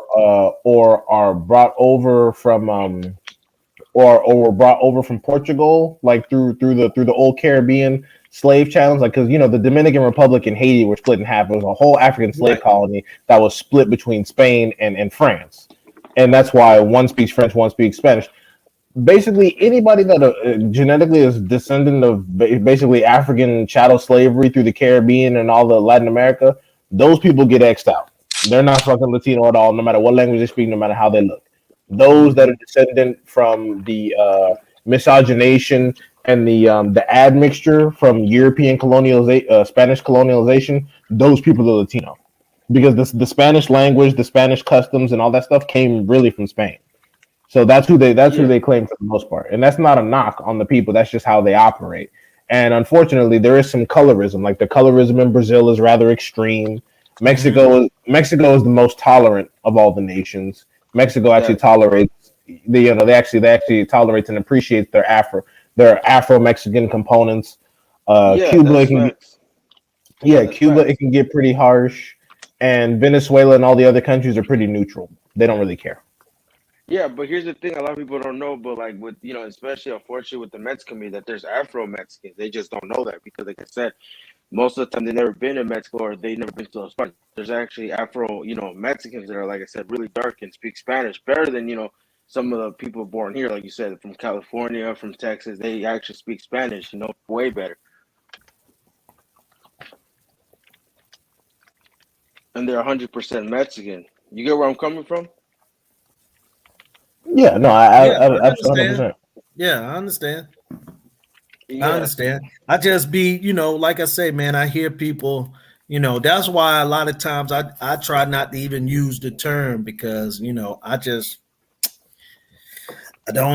don't know. And I admit it because I hear people and then I hear it a different way. So I kind of take a step back, yeah. No, I you don't. know. I don't blame you, bro. Like now that like you said, like people sometimes, when you see in surveys it says Latino, it doesn't say. It just depends on who you talk to. Some people might, claim it. Some people might say, no, I'm Puerto Rican. I'm not like, it's all depending on who you're talking to as well. Gotcha. But yeah, man. But what fights we got this weekend, man? We Joe got Smith Joe Smith versus Jr. in that garbage. Yeah, the man. guy that stepped in. I'm happy for that guy I being with didn't. Kevin Cunningham just to get him a payday, man, because let's be honest.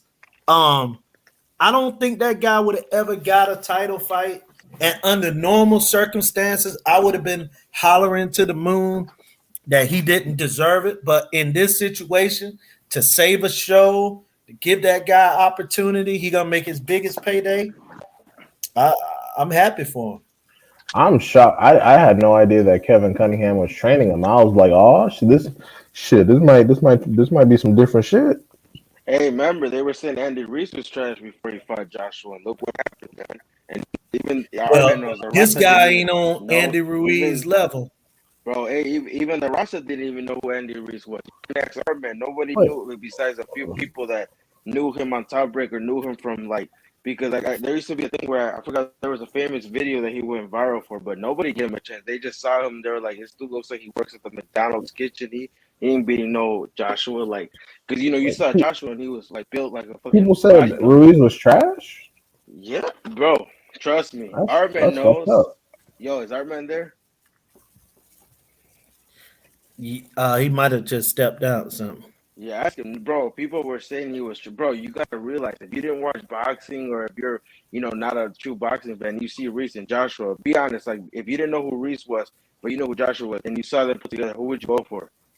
No, I watch boxing, but I wasn't into like boxing social media until rather recently. So I never called Luis trash. Ruiz trash. Yeah, I just didn't think he was gonna be Joshua based on boxing skill. Like I didn't think he had yeah, a like long enough the reach, and physique. I didn't think he had Yeah, enough power. yeah. Like I said, only people that knew who he was and knew that what his potential was, and he was talking about. You just had that feeling like this guy is gonna pull the upset. Because like I said in history, when Mexican fighters they pull the upsets. I just knew it and I put money on it. And I won a bunch of bro on DraftKings. Bro. Like only the people that knew Reese, but like if you see people that only know like the people that just know the big fights like the big fighters like Canelo, Ryan, Tank, Spence. They didn't give Reese a chance. Where they were talking shit. They were like, "Oh, bro, he's gonna make us look bad. He's gonna go in there and get destroyed." Because you gotta remember. Joshua was big superstar. Joshua was the man at that time. The most besides Deontay Wilder, him and Deontay Wilder. Tyson Fury just came in the mix, so he wasn't really.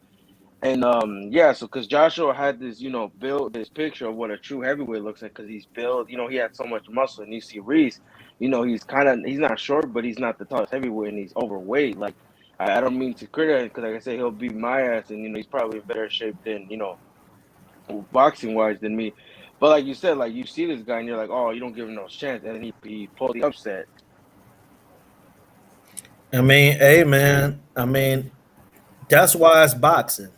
Boxing is the good thing about boxing that I love, man, is that you don't have to be better for 12 rounds. All you gotta be better for is 10 seconds.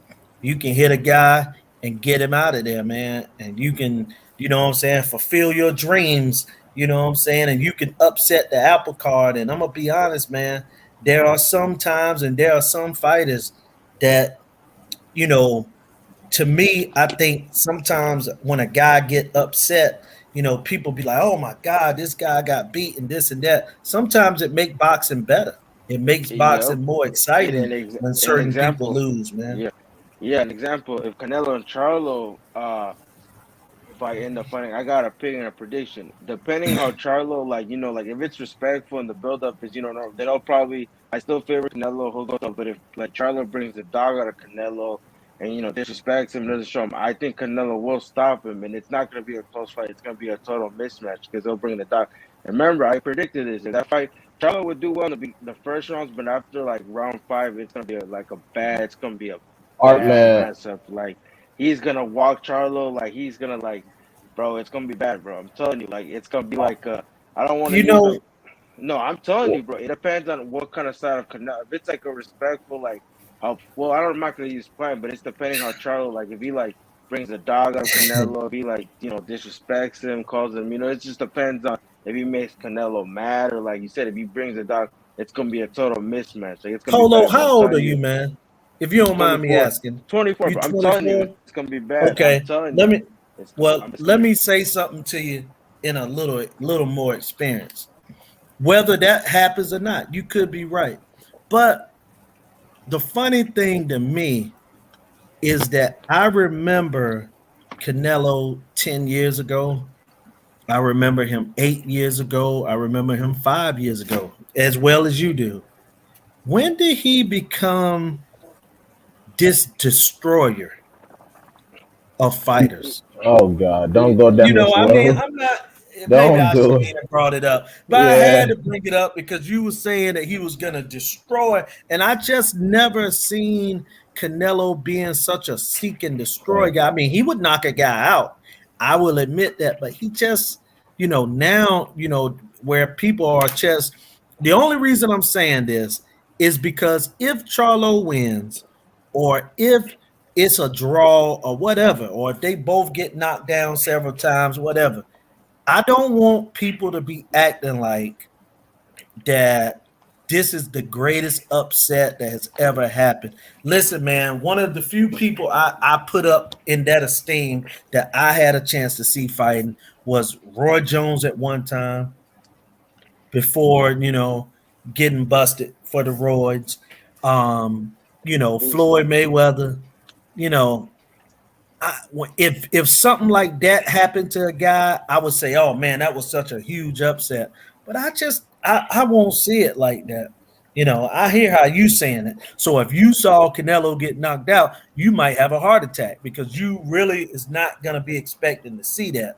So I'm just telling you, just to you know dial it back just a little bit. Let me read You know, Artman's I'm telling, comments. Let me read Artman's I'm comments gonna real tell you. quick. Like, out of respect, yeah, go Charles a ahead, great Dia. fighter. Like, Wow. he'll probably do good, but he's not knocking Canelo. I'm gonna tell you this right now. Like, no, I understand it's boxing. It's a 50-50 fight, but like it's saying, you gotta understand where this, it's coming depending on who the pressure is on. Like I said, if Charlo brings a dog out of Canelo, I think he will go. And like I said, it's gonna be a mismatch. It's all depending on what kind of fight happens. Like, they might be, a boring match where they just both box each other. There's not, and Canelo gets a UD or Charlo gets a UD. But I'm telling you, it's depending on what fight he brings. And like you said, bro, it's happened. Like you said, it happens. In boxing. Like, I didn't expect Fury to knock out Wilder in the second fight. Like, I really didn't expect that. Like, that shit was surprising to me. Another example, when Reese got dropped by Real. It's boxing. Things happen. But like I said, I'm telling you, I don't know, an upset, or I'm not gonna, you said, consider an upset. It can happen, but I have a feeling like it's not gonna be as a good fight or a close fight as we think it might be. I think it might be. It's depending as well too. What if we get the Charles that fought Montiel against Canelo, or like it's a But wait, similar fight? hold on. But Let, I'm let, just saying let it's me read examples too. let me read Artman's comments real quick because I know he wants me to read the comments. Bob going to act like the old mobsters act like they too old in court. He gonna bring the cane and the oxygen tank during the trial to try to get some lenience. But go ahead, Paul. I'm sorry. That's Yeah, and like I funny. said, I like Charlo, bro. He's a good fighter. He beats everyone at 168. No, I think he gives David Navarro his hell. He does beat everybody, but I just, with Canelo, I like I said, he has chances, but I'm saying it's not going to be as a fight as we think it is. Because like I said, the Derevchenko was a good win. He went out there, did his thing, but against Montiel, he still beat Montiel. But like I said, it's depending on what Charlo gets. What if it's like a Charlo Montiel fight? He goes in there. We know Canelo has better boxing skills than Montiel. He has more power. What if it turns to be a fight like that? You But that think you would, think you but you think Charlo, you beat Montiel clean. Like Montiel won almost no rounds. I wouldn't agree with you on that. Like I said, that's what they said. But I'm saying, what if Canelo lands those shots that Montiel was landing? I mean, he did have Charlo hurt, man. I've never seen Charlo get like tagged up like that, like hurt like that. So I'm just saying, bro. You gotta remember, Montiel is not Canelo, and if he lands those shots, they might have a different effect. Yeah, we know this is the Canelo's career has been managed to create this sort of perception of him, but we all know what actually makes Canelo different. We all know He why does, he shows. We all know why he shows but so much separation. This you has gotta been the understand. goal of You his gotta give career him credit. progression. Yeah, you understand. He does have good boxing skills, and you notice back then he used to get hit more, and his defense has improved. His shots is like when his punches are more effective now than they were before. Like, he knows what punches to Hey, I throw. got Like, to you notice. roll, guys. I'm gonna holler at y'all Yeah, tomorrow, for sure, man. bro. Stay up. All right, yeah, we're going, All right. Julius. Yeah, Okay. Yeah, and I like I mean, said, we bro, we can he's say all improved a that, but lot. he went from Triple G to Callum Smith. Like you can say that he got better, but there's also another factor at play. Yeah, like you said, I know where you're gonna go with this, but you gotta understand, when you fought Triple G, he took Triple G, and Triple G is a power puncher, like we've seen, bro. I'm gonna tell you like this, in my opinion, Triple G is not gonna go 12 rounds with Montiel. I'm telling you right off the bat, if he fights Montiel, we're not gonna get that fight. It might be pretty bad for Montiel. Triple G hit Canelo. You could say he hurt him, but he never dropped him. Canelo's Triple G's only opponent that he didn't drop. Like that, I did some research, and like I said, Triple G's never been dropped in the amateurs or in the professional. And he hit Canelo with everything he had, and he couldn't drop him. And like I watched his last fight, that dude that you said the dude that he fought, I can't remember the Polish guy. He actually his corner Oh, stopped it with Cesar with Cesar Meta. yeah, Hasn't with Munguia, he actually quit in that fight. He told him I quit. Like he said, I don't. But with Munguia, with Triple G, they actually stopped that fight. So you can see Triple G aging. He's still, like I said, I give him his credit because, like I said, he has power, bro. Like you've seen every opponent he fights, he drops. Like I've literally, if you watch all his fights, he drops everybody. I think Canelo's the only one that I caught that he hasn't even dropped, but he dropped Jacobs, he dropped Derevchenko, he dropped David Lemieux, Gabriel Rosado, he dropped everybody. He Yeah, dropped and what and that's I understand that he only dropped Canelo, but Canelo is also the only opponent that he's faced to, do something else too. yeah.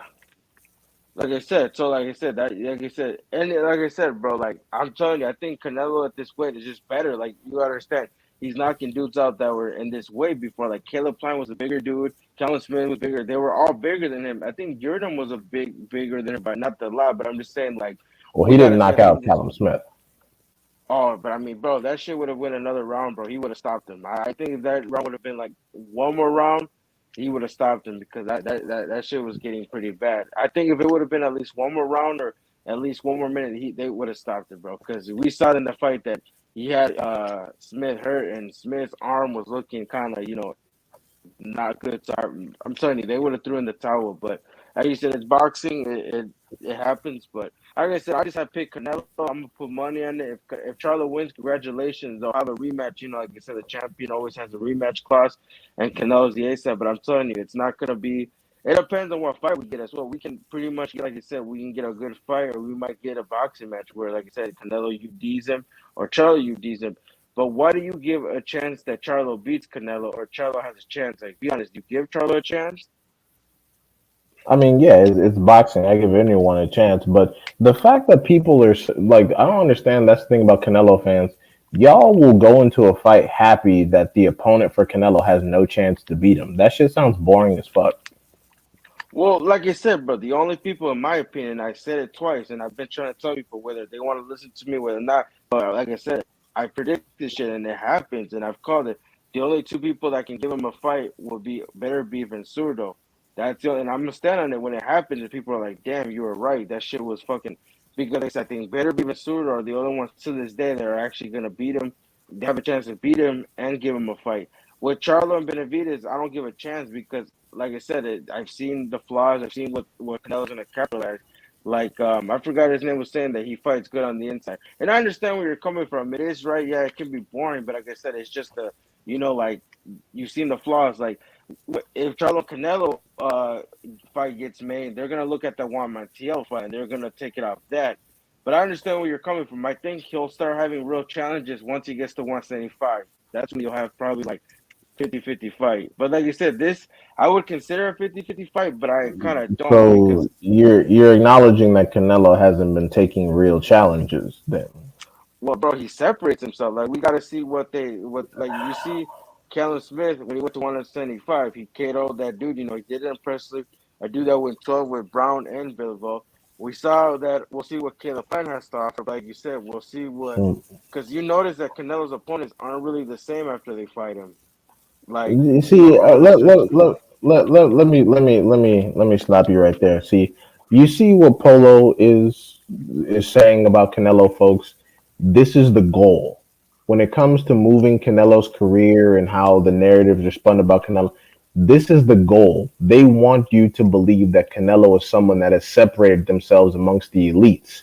They want to create basically what amounts to a Mexican version of what Mayweather was. And the truth of the matter is that the things are not the same. If we go over resumes, if we go over that, like he just said that the Canelo hasn't been put in situations where the fights were legitimately 50-50, but he was attributing it to Canelo's skill set. Or is it because of a combination of political power and the other thing? Well, like I said, bro, you gotta understand. I kind of don't agree with what you're saying. Is like he has shown, like you said, when Mayweather's fighting that I remember he was always a favorite. Like nobody gave anybody a chance. Yeah, the people can say this guy's a favorite, this guy's win, but we saw what was gonna happen. Like when he fought Canelo, I knew he was gonna win. Like I actually a lot of us Mexicans, I don't know if you remember, were actually going with Mayweather just because he was the East side. He was a popular fight. Yeah, Canelo was his next star, but people were like, "Nah, Mayweather's gonna win," because you could see it. The experience gonna play a factor. His skills are a bit better, but you can't say that because, like I said, how you look at it, they are 50-50 fights. Like they used to say he struggles with movers. Billy Joe Sanders had good foot skills. So did Caleb Plant. You saw that he got the job done. Like he Yeah. was, And being Billy Joe calculated. Sanders, Billy Joe Sanders was a fight that everyone wanted at 160 for a reason. But like I said, he ended up Billy Joe Sanders. Not that I know, because you gotta understand, Billy Joe Sanders moved up. Canelo fought the guy that everybody was avoiding. Billy Joe Sanders didn't want to fight Triple G. He priced himself out. The only man that I saw that had interest in fighting him until now, because like I said, I didn't know about Boo Boo that much. Besides that, when I saw like a couple years ago when he made that Lara comment, I didn't really pay attention to. I knew the Charles were, but with Boo Boo, he was kind of like wasn't really known. Like I didn't really pay much attention to him.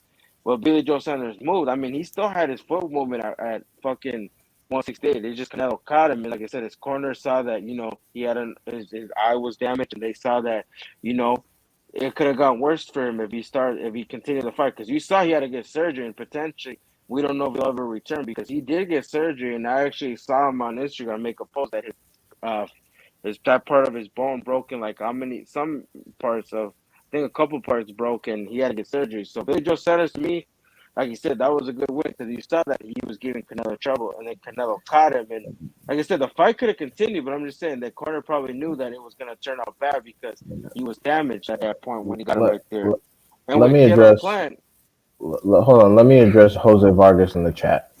No one has said that Canelo has been fighting anything but bums. That's not what I said.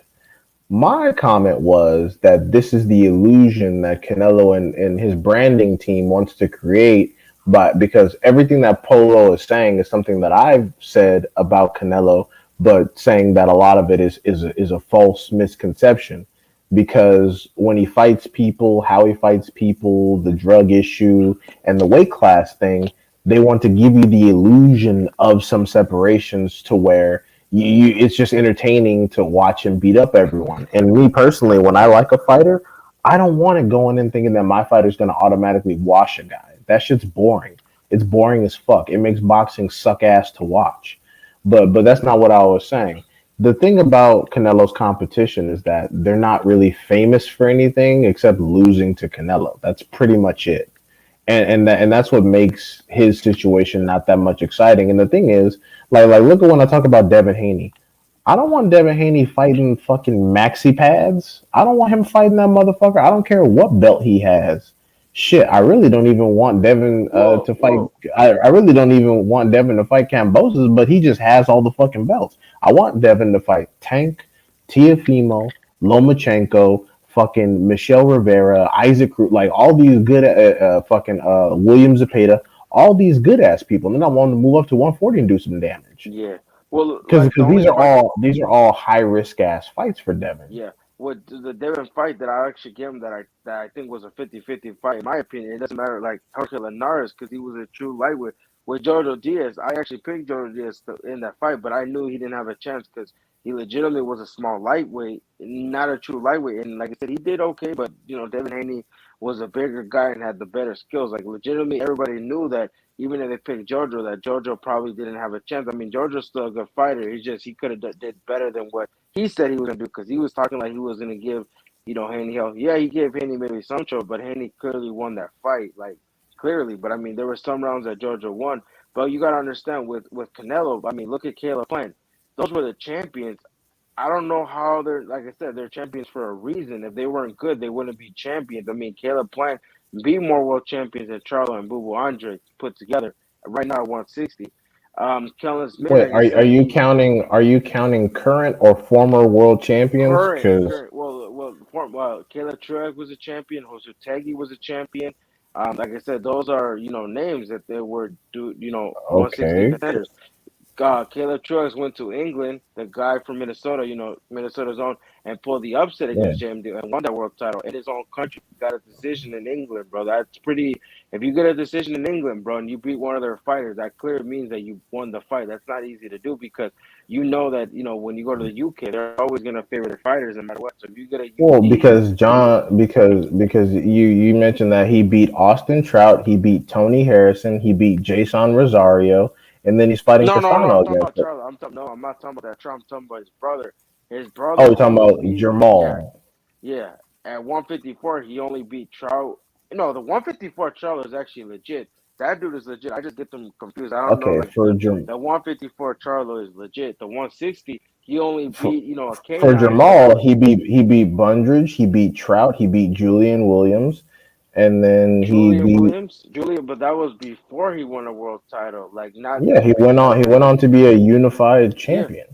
Yeah, so like I said, that was but at 160, who has he faced? I'm talking about currently right now, like in the years. And Well, like I you, said, you were with talking some about champions, and I named two. I named oh, Bundridge and that's with Trout. Charlo.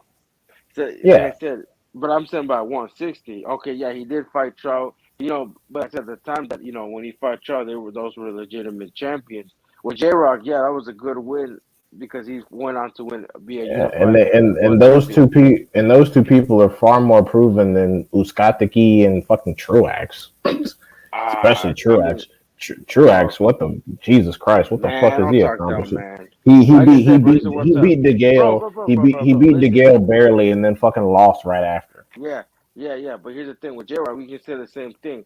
This man lost to Vladimir Hernandez. Don't forget to add that part. And my man's in his first title defense lost to Rosario, a guy that like you said, it was already had a couple losses on him. And then Rosario was his first title defense. So like I said, we could do the same thing. The other one that I see that proved himself was Trout because, like I said, he legitimately had wins over Hall of Famers. So like I said, bro. But like an example, now that Charlo gets the fight, I want to see the fight because like I said, he We did don't his know if thing. he's getting the fight. We don't know. We have no idea. But like I said, bro, they were champions in the division. I don't know how people like an example. There was the other guy that was here the other day. He called them Eurobums, and you gave me an example of what a Eurobum. So just because they're from Europe, that how he explained it was because they're from Europe, they're bums. I'm like, how is that? So in that Okay, well, case, they I must be using disagree. for. I Yeah, disagree thank with you. K Rod. I'm not gonna call them I'm not gonna call them bum. I disagree with K Rod. That's just what K Rod was saying. Me personally, I don't. I'm not gonna call them bums because they were champions. But the thing is, Yeah, I don't believe that a belt makes you a quality fighter because not everyone gets to hold belts for different reasons. Like you were just talking about Zerto, and he doesn't have a belt, and he's a former champion because he's being ducked. That kind of shit does happen because I do believe Zerto is talented, and Zerto's definitely no bum. yeah, and The you reason, the reason why, he's Doug, I'm not gonna say a name, but I talked to someone that I'm not gonna say names. This someone was a champion. I'm not gonna say. He told me, and I asked him why, and he's like, I'm not gonna lie to you. He was stuck at that weight class. Like no one wanted to fight him. That's why we didn't. He wasn't acknowledged. I'm not gonna say who told me. He straight up, and this is a real boxer said, yeah, that guy was stuck. Like nobody wanted to fight him because they seen, his. wait, hold on. This fucking Jose Vargas guy is getting on my fucking nerves, bro. Yeah, I have brought his fucking resume into question, and the reason why that is because none of his opponents are known for doing anything aside from losing to him. And if you want to go that route, we can look at Canelo's entire resume. Liam Smith did nothing. Fucking Yildirim did nothing. Billy Joe Saunders did nothing special. Callum Smith did nothing special. Chavez Jr. did nothing special. These are just people that babysat belts. So and not to mention, no one's What's saying it, that bro? no one is saying that Bivol and Beterbiev need to fucking fight each other to get a Canelo fight. He's talking about waiting to get ticket punched. So just chill, dude. I understand. Like if you want to suck Canelo's dick because he's your favorite fighter and you're Mexican too, that's cool. But if you're Oh, not gonna talk any, you're talking about this dude that Jose. You're talking to Jose Vargas, right? yeah, and that's Oh, I fine. was Like confused. I I'm was like, no, no, I'm no, a not yeah. Canelo fan. Oh, I'm a Canelo fan, but I'm more of a pseudo fan. Like, if the day Yeah, Soto no, Canelo fight, you're a Canelo ah, fan. He's a Canelo dick sucker. Like Rocky Fielding did nothing aside from lose to Canelo. Like so he wants to talk about these guys have just been babysitting belts. I'm like, dude, That's been a lot of Canelo's fucking resume. What the fuck you talking about? And a lot of them didn't even have belts. I agree Like with you like on that. That is true. like But like I James said, like James Kirkland. What the fuck did James Kirkland do? James Kirkland did nothing. He was never even a fucking champion. Neither was fucking Liam Smith. Liam Smith has beat no champions. So and James Kirkland didn't even have a belt. So this dude's just well, talking. Like if Liam Smith fights Jesse Vargas, that'll be a decent win because I'm not gonna count Jesse Vargas out. He was a top 10 welterweight at one point, not right now because like I said, the inactivity. But like you said, that is the case. A lot of Canelo's opponents, like with Rockin' Fielding, I mean, he had a WBA regular, but that shit didn't make sense. Like you said, bro, it's just depending on who they fight as well. Like, which Canelo opponents do you rate? Like, what is your credential to be known for something? Because, like I said, what do you rate opponents? Like you said, besides them being famous to lose, like how do you rate them? Like if they beat triple them? Triple G, Lara, uh, they were solid, even though there's some controversy around those. Let me see. Plant was cool. Jacobs is cool. Kovalev is cool, even though he's Oh, old and got smoked by fucking a later Alvarez and had to avenge that crazy shit. yeah, but you see, in the Uh, second fight, he redeemed himself. He literally fucking you yeah. if you watch the second fight, that shit wasn't close. To Like I me, said, to bro, he me, got to me, Canelo's most solid wins without controversy are Trout and Triple G. The second fight, of course. Jacobs too. Jacobs was like I said, I rate Jacobs. You understand? He has some good wins against contenders and people that became champions. I understand. Like I'm not, I can't. Well, In there's my a little I with controversy thousand around that one, respect. though. There's a little Why controversy. Jacobs? Yeah, some people, some Nah, bro. people. Be honest. Nah. Don't do that, bro. Because I watched that fight and No, that I was don't mean. No, I don't mean that that. Canelo didn't win the fight. Some people are saying that maybe there was some political things done to where Jacobs didn't come to fight. And I don't hate Canelo. Like people keep Like I saying I said, hate that's serious, Canelo. bro. Because, like you said, you seen how Jacobs fights. Like he was trying to bust because he didn't just want to throw, just to throw because he was worried that he was gonna get caught, and he caught Canelo, and Canelo caught him. But I understand, bro. You have your opinion. Like I like No, Canelo. I'm He's a not. man. I'm not I saying. I'm wasn't a not. Canelo fan before. It's just over time. I'm like, okay, this dude, legitimate. He got some wins. He proved it. So at first, I didn't really like him because I was kind of iffy how he was getting brought up. But then, he did his thing. He did some things outside of boxing, not towards boxing, like, how he's helping Mexican boxing grow. He's donating this, he's helping people out. I look at things like that too. I And don't. that's what, And I don't mind him as a fighter. I don't care about what he does. I care about how he affects the sport and how he alters fighters' destinies. Like this person says, I hate Canelo with all my soul. Why would I hate Canelo? I've already seen him lose badly, and his career isn't covered in so much controversy. I'm not sure what his legacy is going to look like after this. I don't hate Canelo personally because I've never met him. Like it doesn't really matter to me what happens to him. My biggest concern is how he affects the sport and he alters people's destinies at different weight classes for different reasons. That shit bothers me. And it's funny because when I call out Estrada for his franchise bullshit, you same people don't come after me. You don't call me a fucking Estrada hater because you well, probably didn't even you bro, probably didn't even you. that Estrada thing, I actually did something with that. I don't agree with what you're saying with the Estrada because clearly I understand what you mean. It's just like you said, they did that. They didn't do that because Estrada wanted to. They did that because of biz. They wanted that Chocolatito fight. That's like the biggest. That's like literally They legitimately. they could That they could could be have a pay had per that view. fight. They could have had that fight They regardless. You would just have to do the trilogy with Sarong Desai first. Yeah, That's no, but all. they want to do it first. But bro, Gallo beat. I didn't see the fight, but they're telling me that first fight, was a rock. I didn't see the fight, but obviously people are gonna say. But then he fought Sarang Visai the second time, and he beat the shit out of him. Like it was a fucking blowout. Homie, watch the fight. He outboxed, bro. He outboxed the shit, bro. That shit wasn't even, bro. He He got a unanimous decision, but the and first time he lost to a majority decision. So let's relax on the beat the shit out of. Like, come on.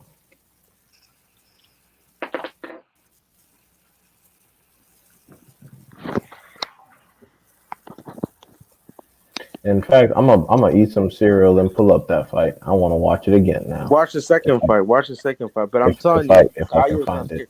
And they fight the third time. It's not gonna be as entertaining because that dude is age. It's gonna be pretty sad. I'm telling you. Gallo will be undisputed at one. 15. He's gonna beat Chocolatito, get that out the way to get that, and then he'll fight that dude, the winner of whoever Cuadras, and then he'll beat him and become, well, try to become undisputed. But nah, bro, I seen the second fight. It was pretty. It was not as competitive. He outboxed the shit out of him, and Caio showed separation from those guys. With Oh Chocolatito, yeah, I remember the second fight, but the first fight, Sarangi side clearly won. okay, okay. That I didn't watch the first fight because, like I said, it was kind of in a, it was in a weird timing when they put it on. But with the second fight, he proved himself. I mean, I understand, but like I said, they did that for boxing because you gotta But understand. he's still older. He's still older trilogy though. It's one loss, one loss. That means you have to sell it with a trilogy. Same with Chocolatito. Well, bro, you gotta understand they were already in a contract to sign for that second fight, but then it would have happened this year. You understand with Chocolatito's visa issues? I don't know how true that is. They had to push the fight, so they were gonna do that fight because you gotta understand after Gallo won, he went on to defend it against back-to-back Mandos, and then he fought Chocolatito. Then after the second fight was scheduled because they had a reschedule clause or so, it was in the contract I think that they did the Yeah, said back to back Mandos against fucking Beeman and Quadras. Like, good lord, Quadras Dwayne was ranked. Beeman, but Beeman knows who the fuck is like, bruh. Be, He was ranked. be, Quadras was be, ranked too, bro. Quadras was no. ranked. These three motherfuckers are gonna be famous as shit for only fighting each other. Like Chocolatito, Quadras, and Estrada. They're Yeah. fucking famous for fighting each other. No, Carlos has some. You like I said, bro. You gotta watch the smaller weights. They have wins against legit Hall of Famers. But I know what you mean. What Because out of those four, McWilliams, Arroyo, and a few other people. no, I gotta look at the resumes, bro. It's been long. He like I said, it's been a while since. But no, they've legitimately beat fucking Gallo beat Giovanni Segura, the dude that beat that Ivan Calderon, that Puerto Rican legend. He beat Tyson Marquez. He beat No, Gallo has some solid wins. You just gotta look at the resumes of wins. Like so does all those four have solid wins like Chocolatito, Gallo, Cuadras, Sarong Vinsai. All of them have legit. Like you said, those guys separate each from the Loca and Jarwin. When I saw them, like, yeah, you're right. They do. They're on another level compared to those guys. Oh my fucking god! I got a time. Jesus. No, but you're right. When you told me that Jarwin and Loca are like a Oh, level sorry. I below, wasn't doing to that to you. I Loca. was doing that to fucking Jose Vargas in the chat. He's fucking annoying. He's like, dude, just chill the fuck out and go away. Like, it's funny because the same Canelo fans that understand weight class and timing matters when they want to bitch about Mayweather choosing Canelo, because y'all did the same shit with Canelo. At first, it was, oh, Mayweather's finally not cherry picking. He beats the shit out of Canelo. Mayweather cherry picked the young Canelo. Like, bro, shut the fuck up and go to sleep. I know you got to wake up for fucking AutoZone or wherever the fuck you are. Just go to sleep. Like, the guy's fucking annoying. Damn, you And still no, work that at AutoZone? and no, that's not racist. I know plenty of people that work at fucking AutoZone that are not. Actually, most people that work at AutoZone are white. So I picked AutoZone as a neutral location. If I wanted to be Yeah, racist, that's true. I would say like a Mexican food restaurant or something. Yeah. Okay. Yeah. No, it's cool. Like I said, bro. Like I'm not gonna lie, bro. At first, I thought you were kind of biased towards, but then I got to talk to you, and I understand. You're pretty cool. Like you're not. It's just like you said, people are annoying. I understand. As a Mexican, sometimes Hispanics, Latinos are a bit annoying when it comes certain ones, like the Canelo Matt Arpens. Yeah, they get annoying. No, you Latinos only get upset about Canelo. They don't care about any other fighter. That's why the issue is only Canelo. They don't give a shit about anyone else. Like, and I'm not talking about all of them, but like the ones that get mad the most, it's only over Canelo. They don't get mad about Virgil Ortiz Jr. They don't get mad about Benavidez. They don't get mad about Estrada, Chocolatito. They don't get mad about anybody. They only get mad about Canelo. It's kind of like how some black fans only get mad about Bud or Tank. It's like, what the fuck are you like? What? Like you see how I am with Yeah. Tank. Like I keep it real about Tank. Tank needs to do something. He needs to take his career in a fucking direction. Yeah, that's what I feel about some Mexican fighters as well. Like I'm just looking at Jaime Munguia, and I'm starting to feel like at first I was like, let him do his thing because, like I said, they do it to. That's how they do fighters. That's how they did Canelo for a little bit. Then he fought Charles. Then he fought Mayweather. Then, but like I said, I do that as well. we all are biased at a certain point, bro. But sometimes, you understand why things are done, and you understand it's a business model as well. Yeah, I'm not biased at all. I mean, would I like Charlo to beat Canelo? Sure, but at 168, I don't think Charlo wins the fight. I've been open about that, and there are multiple reasons why I think he loses, and it has nothing to do with the fucking Montiel performance. But that just is what it is. It's fucking boxing. But I think Artman said he wanted to shut down at 12 your time, so I think it's 12. So I'm gonna He probably said he was watch. gonna shut it down. He has it. Yeah, I'm gonna probably Okay, I mean, rewatch I some think I would old. just, Oh, go ahead. yeah. No, but like I said, you gotta see quality certain ring beside Chocolatitos and their wins. They legitimately have wins over Hall of Famers and good, champions. Like you said, those four separate themselves from the rest of the divisions. And I've seen because I saw Jarwin fight. He arguably lost to Santiago. I saw Loca that was getting his ass taxed by a legitimate flyweight, like a flyweight that jumped two divisions. So like I said, yeah, they show separation. If those two dudes that they fought Gallo and Chocolatito, that shit would have ended in chaos, legitimately. Well, yeah, at super flyweight. I wonder if Joshua Franco is going to get a shot at Estrada at some point. But I want to see the trilogy. I want to see the trilogy with fucking Sarangisa. That's what I want to see. Yeah. But Yeah, no, hell yeah, I want to see it. I'm pretty confident, but I'm telling you, I don't want to see Franco's fight, but I think he's gonna be the Mando because Franco is about to get his ass whooped.